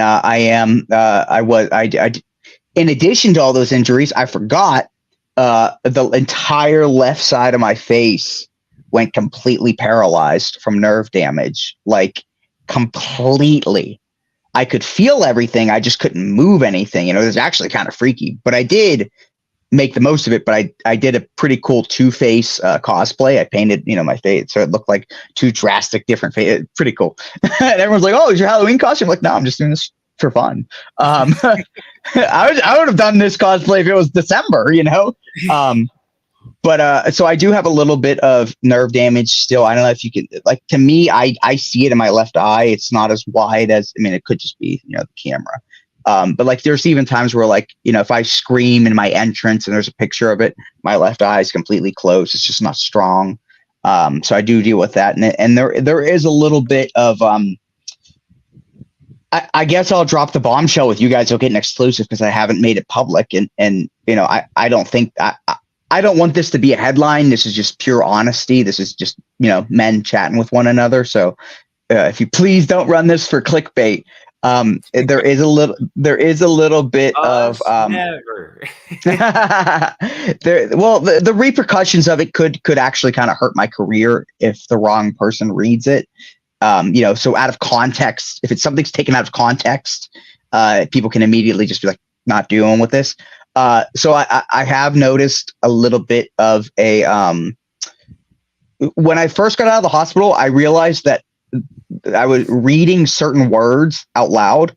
I just couldn't spell it out. I just couldn't sound it out. Rather, I just couldn't make it out. And I was like, that's kind of weird. And eventually it has progressed into what I like to call verbal roadblocks, where I know the word, I can picture the word, I can think of the word, just can't say it. And that got a little bit concerning. Speaking with somebody, it really hit me when I was trying to describe my dog who constantly runs into people, saying, I said, I wanted to say he has no spatial awareness, which is pretty, common phrase, right? I probably say that once every 2 weeks, it's not some uncommon phrase, but I couldn't think of the word spatial. And I was like, that's very concerning. So eventually I saw a doctor this past February and did some cognitive testing. And we did confirm that the verbal decline is from my head injury that I sustained from that 450. Now, that being said, it's not super concerning. Obviously any head injury is concerning, right? But it was my issue with my, verbal skills are so inconsistent that it's not worth going to speech therapy, because I haven't, for example, I haven't run into any of those roadblocks right now. It doesn't happen every time I speak. So all we're doing right now is monitoring it. Eventually, if it gets to the point where it's affecting my day-to-day life, then there's speech therapy I can do. So that's what I mean. If, there's somebody reads out of, context, Shawn Phoenix has, verbal decline due to a head injury. Some promoters may be like, are you sure you're cleared? We're not booking you, which that is not the case. Don't want it to get twisted into something it's not. What's that? I said, don't want it to get twisted into something it's not. Exactly. I appreciate that. Yeah. Well, the main thing was I was just kind of I had a feeling that's what it was, just the timeline wise of noticing these issues.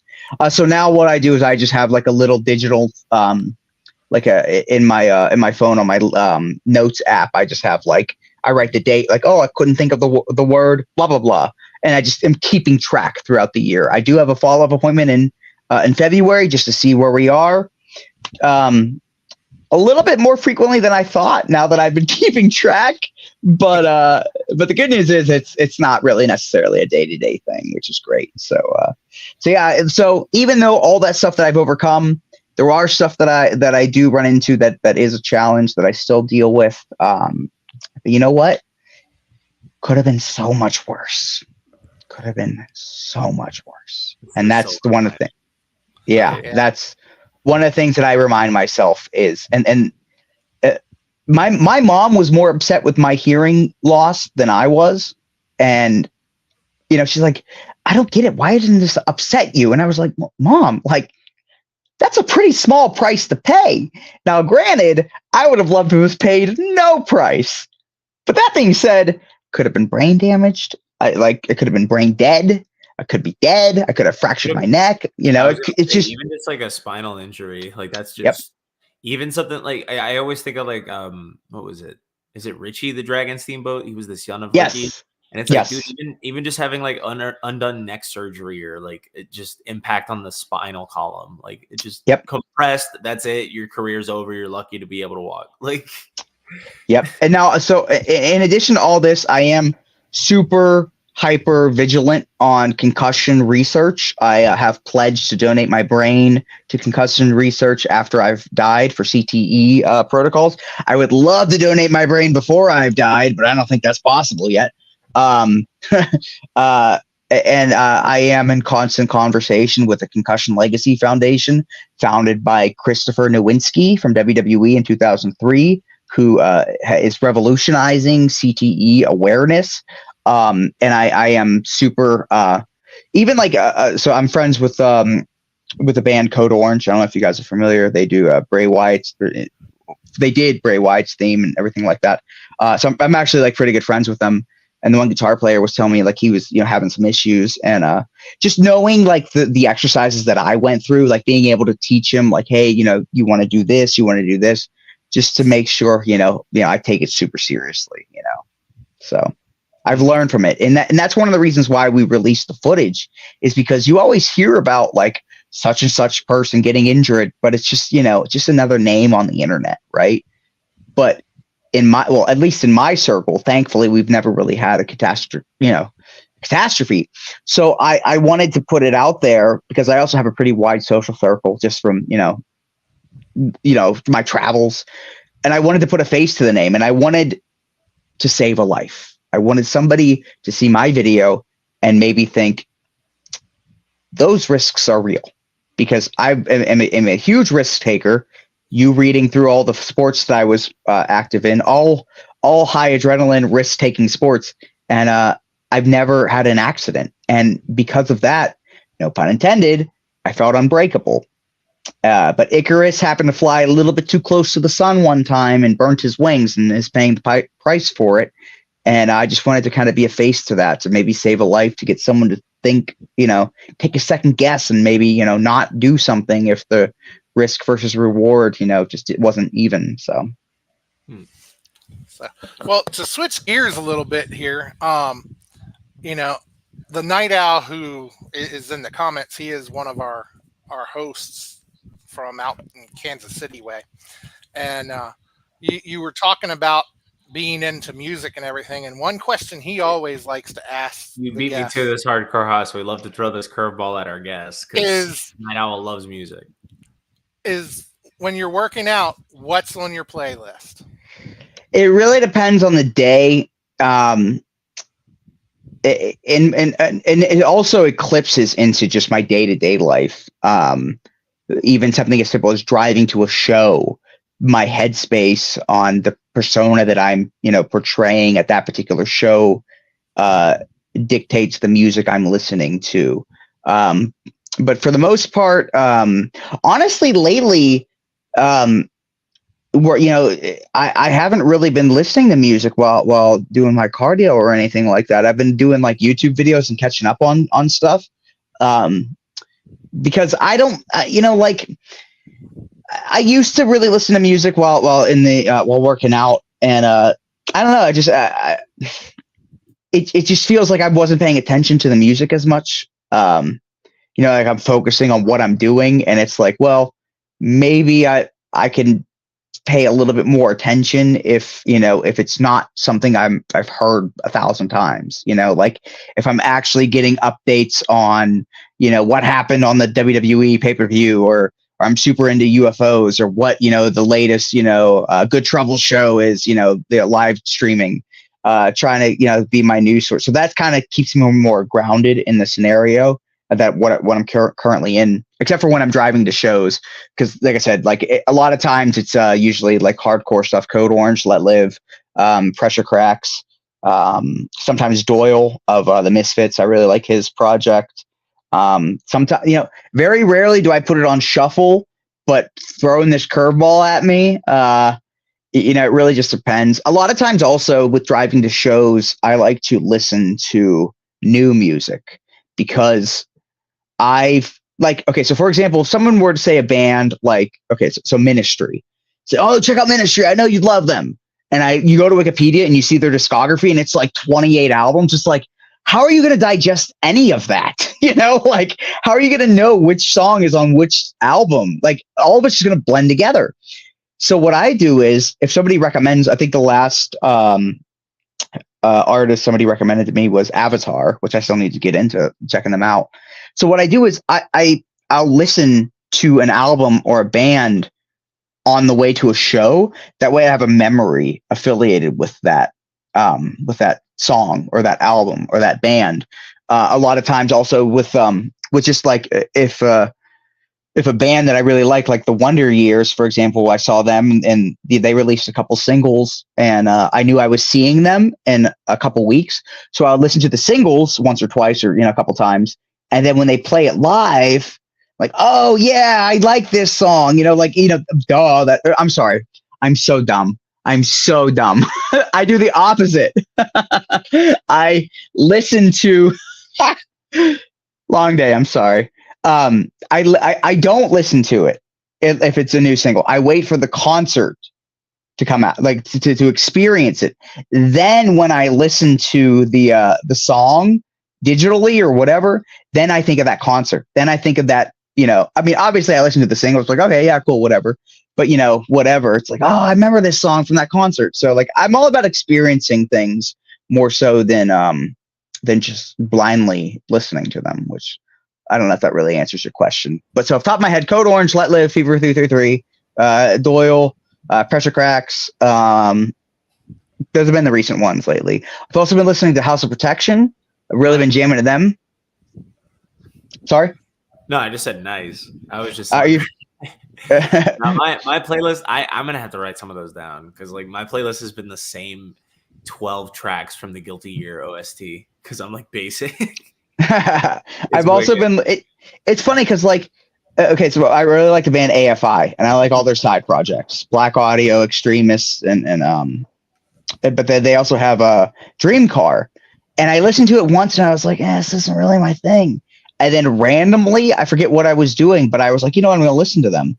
And like, I was able to digest it. And I was like, holy shit, like, I really like this. And then like, that album was on repeat. And I was like, this album's been out since 2016 or whatever. Why am I just now like falling in love with it? But I digress. Why didn't anybody call me when this song dropped?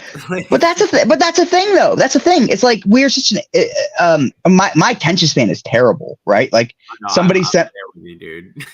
my tag partner sent me a 3-minute video of his latest match, and I was like, God, 3 minutes. I'm not watching this. But like, and I knew that I would like the album because it's like Davey Havoc and the other members of No Doubt. I'm like, hey, cool. I should like this. And just in one ear and out the other.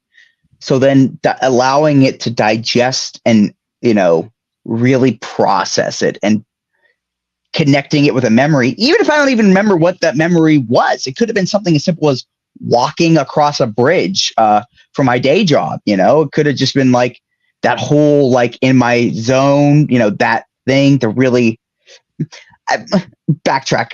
My life has also gotten really weird lately, which I'm sure you'll have me on for another. I would love to have another episode to really talk about this. Within the past year, my life has completely changed dramatically. And for example, looking into meditating and stuff like that, I found spirituality and just really I really opened my mind to a lot of things. And I think that probably had something to do with it too, just kind of being more grounded with meditating and stuff like that and being more in tune with myself, looking within and allowing myself to digest an album rather than throwing it on while driving, to the Clark Kent job, because I do that every day. And short-term memory, it feels like time gets faster as we get older, but it doesn't. what we're experiencing is the same mundane things every day. And our brains are realizing the pattern of you driving to your 9 to 5 every day, that nothing happens. So why store it? We only have so much space in our long-term memory. So why keep every commute to work every day? Well, it doesn't. It's just going to discard that because it doesn't matter. So because of that, when you think back on the past week, you don't remember your commute to work. So it feels like it went faster. So I think that's another thing. You know, I think that's what it is. It's just kind of more so really just, you know, looking within and feeling everything like that. And if you are giving yourself the moment of driving to your 9 to 5 while trying to listen to new music, you're not going to remember it because, you know, it's tied with that memory, the short-term memory.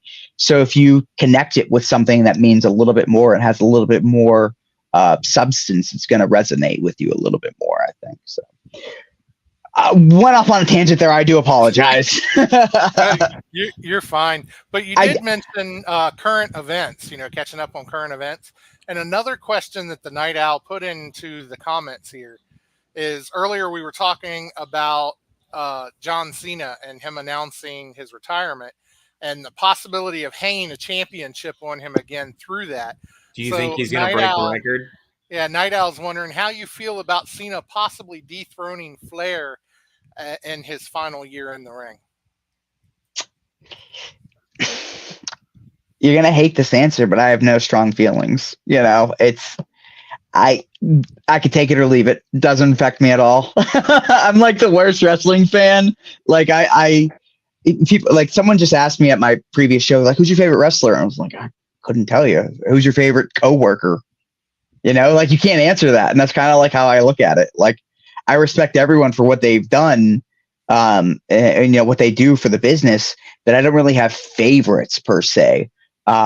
You know, like, okay, so I really like Star Wars. So I watch the TV show The Acolyte is on. I don't really have a favorite character because they're overall all part of one main thing that I'm enjoying as one gigantic piece of art. So I don't really have one favorite character. I just accept all of it.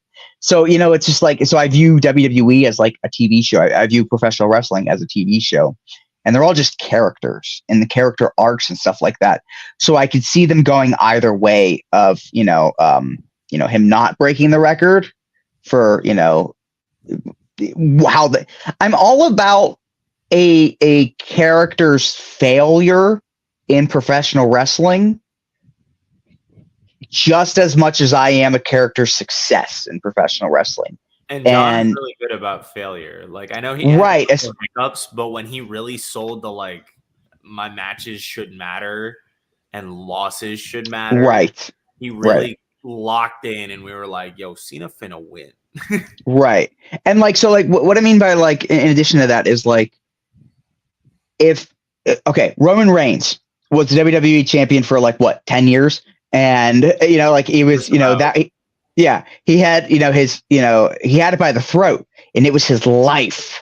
And he, obviously a villain, he cheated to keep it, but that was his purpose to present himself as the best. That was his identity, right? So what happens when somebody loses their identity? They lose themselves. And Roman Reigns hasn't been heard from since because he's registering that loss and now we're processing how that affects him as a TV character, right? Everybody talks about Kofi Kingston winning the WWE Championship at WrestleMania, and cool, great. How did he lose it? Well, he lost it in like 2 minutes to Brock Lesnar. What did he do? It was like 10 seconds. He killed him. What did he do on SmackDown the following episode? I don't remember. I just know exactly it was championship. Yeah, no. I'm in did this boat. Nothing. I hate this. It was horrible. He did nothing. It didn't affect his character's motivations at all, and that's not his fault. Exactly. I was going to say I want to talk smack on the fact that this was management's decision. Kofi absolutely. Is so professional that he was like, "I'm just glad that they let me be champion in the first place." I'm like, bro, humble as Superman. Like what? Well, that's the thing. I mean, like and like I kind of challenged myself last year to look at wrestling outside of the box, and I'm really glad that I did, because it kind of started within me as a performer. I stopped, and I teach rookies this: stop looking at professional wrestling, independent wrestling, as a competitive show. Stop thinking about it in the terms of this is a real competition. Obviously, we know it's, sports entertainment, right? But even just the mindset of I need to look as athletically talented as possible so I can put it up on Twitter. Stop doing that. Look at it as a TV show. What is your character? And how does your character react to scenarios and situations that they are either for or against your character? Something as simple as I ended up with cake on my face because it was my birthday. And how did that affect my character? Well, then the next show, how did my character react? I was a villain, by the way. I guess I should preface that. So I ended up with cake on my face for my birthday celebration. And then I lost the match with a roll-up 1, 2, 3 to a rookie. So then the next opponent that I had the next month, my whole character dynamic changed. And no longer was I the, ha, look at him, he's an idiot. Now I'm mad. And I made it a point to hurt my next opponent. And I said, I'm taking it out on you. I could have just easily just played the whole goofy slapstick, I'm a dork, right? But no, like there had to be I had to continue the momentum of natural progression. And that's kind of just a way how I view just pro wrestling as a whole now. How can the character, go from there? How can it react to the scenario? For example, when Cody lost the title match at WrestleMania last year, would have been a perfect opportunity for him to like lose his marbles and snap, right? Like, obviously, they had other plans, but something like that. If Cody lost the championship match at WrestleMania, 39 was it, and came out on Raw and just lost it and started beating people up and was a villain now because he has snapped, that'd be a whole 180. No one would see that coming, but it makes sense for his character because he was so devoted to achieving that goal that now he doesn't know what to do. So, long answer to a short question. I can see it going either way. As long as it's done correctly, I'm okay with it. I feel that, though. Did you have any more questions you want to ask him, Hardcore House, or were we ready to ask him? I was actually going to say, he was talking about the wins and losses and everything. And that's a perfect segue into our next section, our next segment. Because, Gabe over there, he fancies himself to be good at trivia. Oh, geez. I take on all comers. And so here on the Wrestle Talk podcast, we have what we call the world famous Wrestle Talk podcast game show challenge, where we give you clues about a certain topic, and you see if you can come up with the wrestler's name that we're giving you clues about. And okay. So would you be interested in taking on Gabe tonight? Yeah, let's go. I mean, I haven't watched TV. I haven't watched wrestling since 2019. So we'll see how good I do. All right. Well, we got a little music. I mean, the here. Category usually varies, so you got to go check. Okay. Where it ends up. Yeah, I'll get into the rules and the category here in just a second.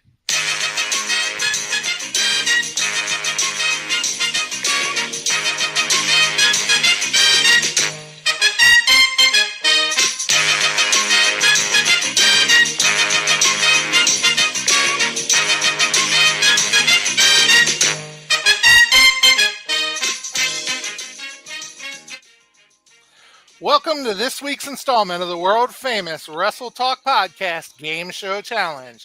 Tonight's contest is scheduled for the best 2 out of 3 falls.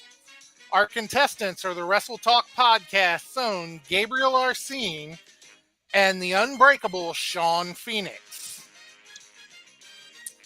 In a few moments, I will ask you 3 questions about a particular professional wrestling topic. Whenever you think you know the answer to the question, shout out your answer. The first person to win 2 falls will win tonight's game show challenge. Tonight's Wrestle Talk Podcast game show challenge category is Norman Smiley. Oh, sorry. I thought that was a hint. Sorry. Pennsylvania 6 And the to first 5,000. fall goes to Shawn. Okay, I'm sorry. Continue. So it's Pennsylvania 6 to 5,000. I will give you information about 3 professional wrestlers born in the state of Pennsylvania. When you think you know the answer, shout out your answer. The first person to win 2 out of 3 falls wins tonight's contest. When you don't have to wait for me to finish the question, just shout it out when you think you know it. If you shout it out and it's wrong, I'll let you know it's wrong, but you can continue guessing. It's not a one and done thing. Okay. So, Gabe, are you ready? I think so. Gabe, where are you from? What state are you from? I'm from Florida. Oh, okay. So I got the advantage. Okay. Yeah. So, Shawn, are you ready? I am. All right, let's go ahead and get into the game show challenge. Our first question. This multiple-time Hall of Famer was born in Mount Lebanon, Pennsylvania. Kurt Angle. Kurt Angle is correct. What even? There was one clue. Mount Lebanon. Dude. Close to Pittsburgh. I didn't even know that. I didn't even see it. This is how bad I don't know Pennsylvania. I didn't know he's a multiple-time Hall of Famer, though. Was he? Yeah, TNA. They're counting. Okay, that makes sense. That makes sense. WWE. That makes sense. We pieced it together. Damn, dude, already on the board. Yeah. that was pretty lucky though, because like I said, Mount Lebanon isn't far from Pittsburgh. So quick draw, bro. Just. So Shawn comes out with the lead, 1-0. Question number 2. This professional wrestler was born in Lancaster, Pennsylvania. He has held championships in PWG, ROH, NXT, and CZW. He's also Kevin Owens? No, he's Montreal. That's right. He's also held the AEW Men's Owen Hart Cup. Adam Cole. Adam Cole is correct, baby. Forgot he was from PA. I was right there. I almost had that. So Shawn Phoenix takes the second question. Let's just go for the third one. 2 out of 3 anyway. Let's just go. I was going to say, Shawn has already. If I can get on the board, I will take that. Won, but let's see, can he sweep Gabriel? Okay, question number 3. This professional wrestler was born in Pittsburgh, Pennsylvania. He's held championships in UWF, ECW, NWA, WCW. Shane Douglas. Shane Douglas is correct. Oh my Gabriel God. I didn't even has know been that. swept. Uncle Shane. Nothing but love for Uncle Shane. Every time we see each other, it's always a big hug, despite never actually sharing the ring together. So it's actually a dream of mine to work with Uncle Shane. But all right, so well, John Haas. We have just a little bit of winner's music here. I was going to say, very fitting.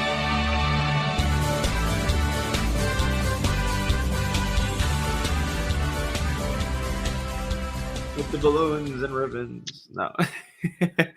No, dude. Oh my God.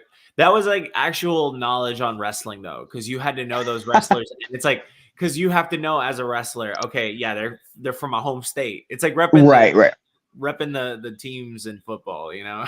Well, to be fair, Mount Lebanon is close to Pittsburgh, which is where I'm from. Pittsburgh is Pittsburgh. However, the question about Adam Cole was from Lancaster, which I am not too familiar with, which is why I didn't immediately gravitate to him. In fact, I was so unfamiliar, I went to a known Canadian as an answer. So don't give me all the props. Well, and I That actually was my had only a fourth chance at scoring, question. though. You have a fourth one? Let's go. I had Let's a go. fourth one just in case we needed it. Let's go. Let's go. And ironically, this is another Pittsburgh question. Nah, I want to. That'll just make it that much better if I get it. Of course. Okay, this retired professional wrestler was born in Pittsburgh, Pennsylvania. During his career, he held championships in 1PW, AIW, FCW, NWA, NXT. He even held the WWE 24/7 championship for a few moments before being defeated by Byron Saxton. You can see him regularly. Corey Graves. Corey Graves is correct. I quit. Known as Sterling James Keenan, was the IWC heavyweight champion at the very first independent show I ever went to. Was trained by my trainer, Brandon Kay, back in the day. And back then, the company PWX was part of the NWA East, which is why technically he is a former NWA champion, not the former NWA champion, but a former NWA champion. And not only that, but the promoter and owner of NWA East was the current, at the time, president of the NWA, who made an actual appearance or two feuding with Uncle Jeff Jarrett on NWA TNA in its early days. Oh, man. Boy, And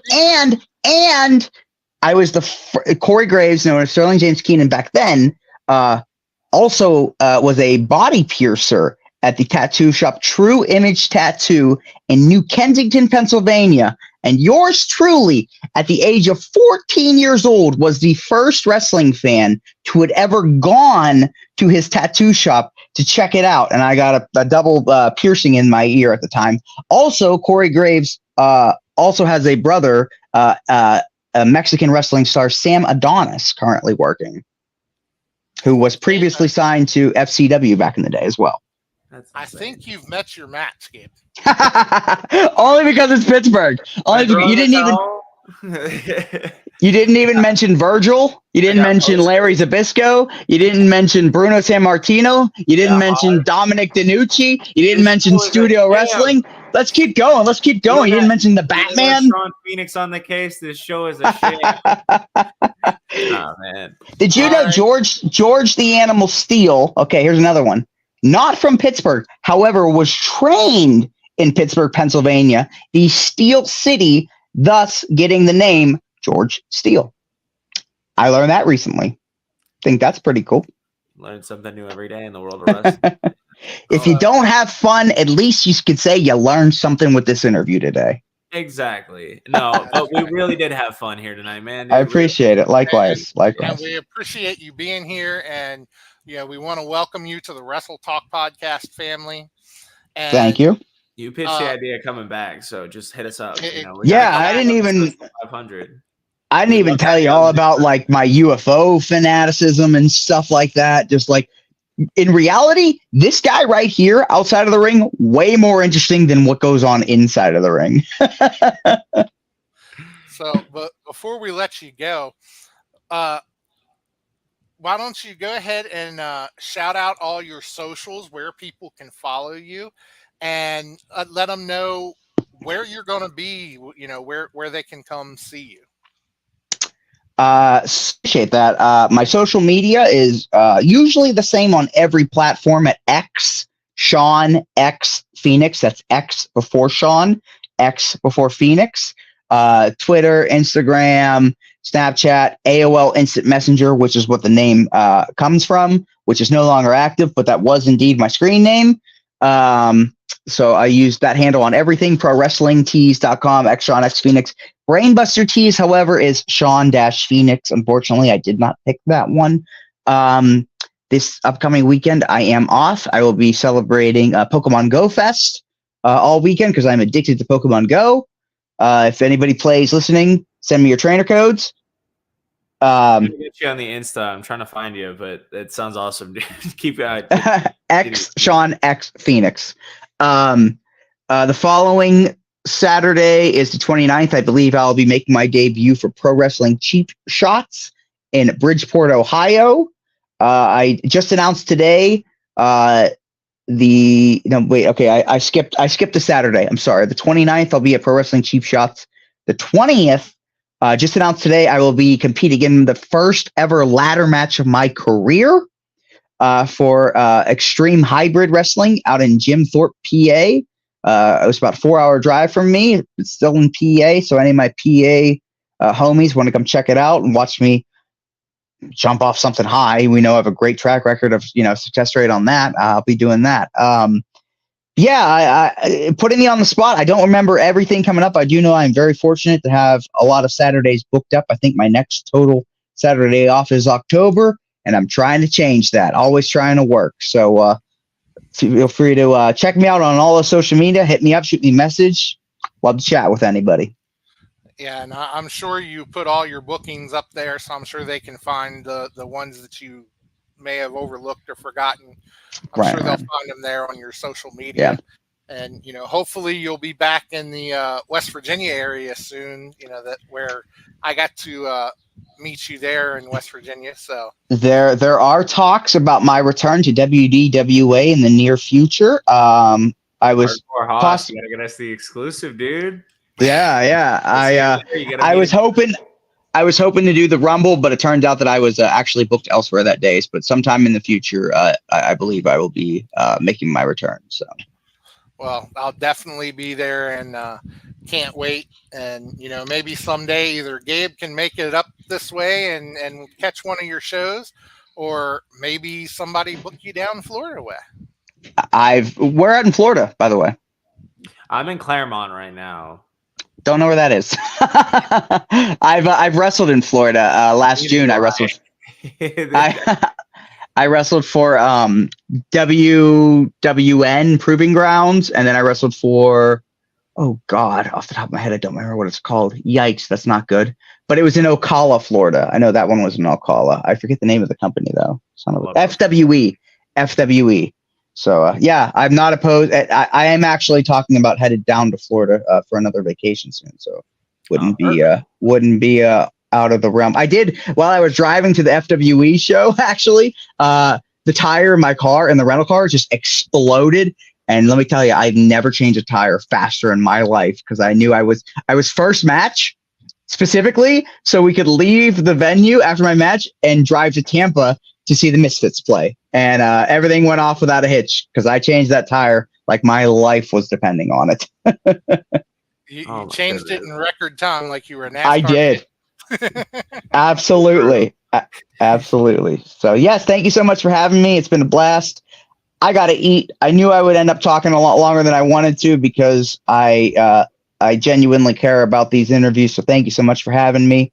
Thank you so much for allowing me to find an opportunity to shut myself up and not encouraging me to keep going. So thank you so much. We definitely appreciate you being here, and it fills up the show. That's what we're here to do. Yep, and me and Haas have been long. We've been here long enough, dude. He may not be signing the checks for us, but we do this show. We wouldn't be to 490 yet, right? Right. Hell yeah. Words. So we got this. All right, Shawn Phoenix, ladies and gentlemen. So thank you very much. Thank you. Have a good one, man. Second hour. We crushed that tonight, Haas. Wow, that was absolutely almost 2.5 hours. All about us doing this. We got this. That was an absolute great interview. Just really enjoyed talking to him, and let's hear what did the Wrestle Talk fam think of that interview.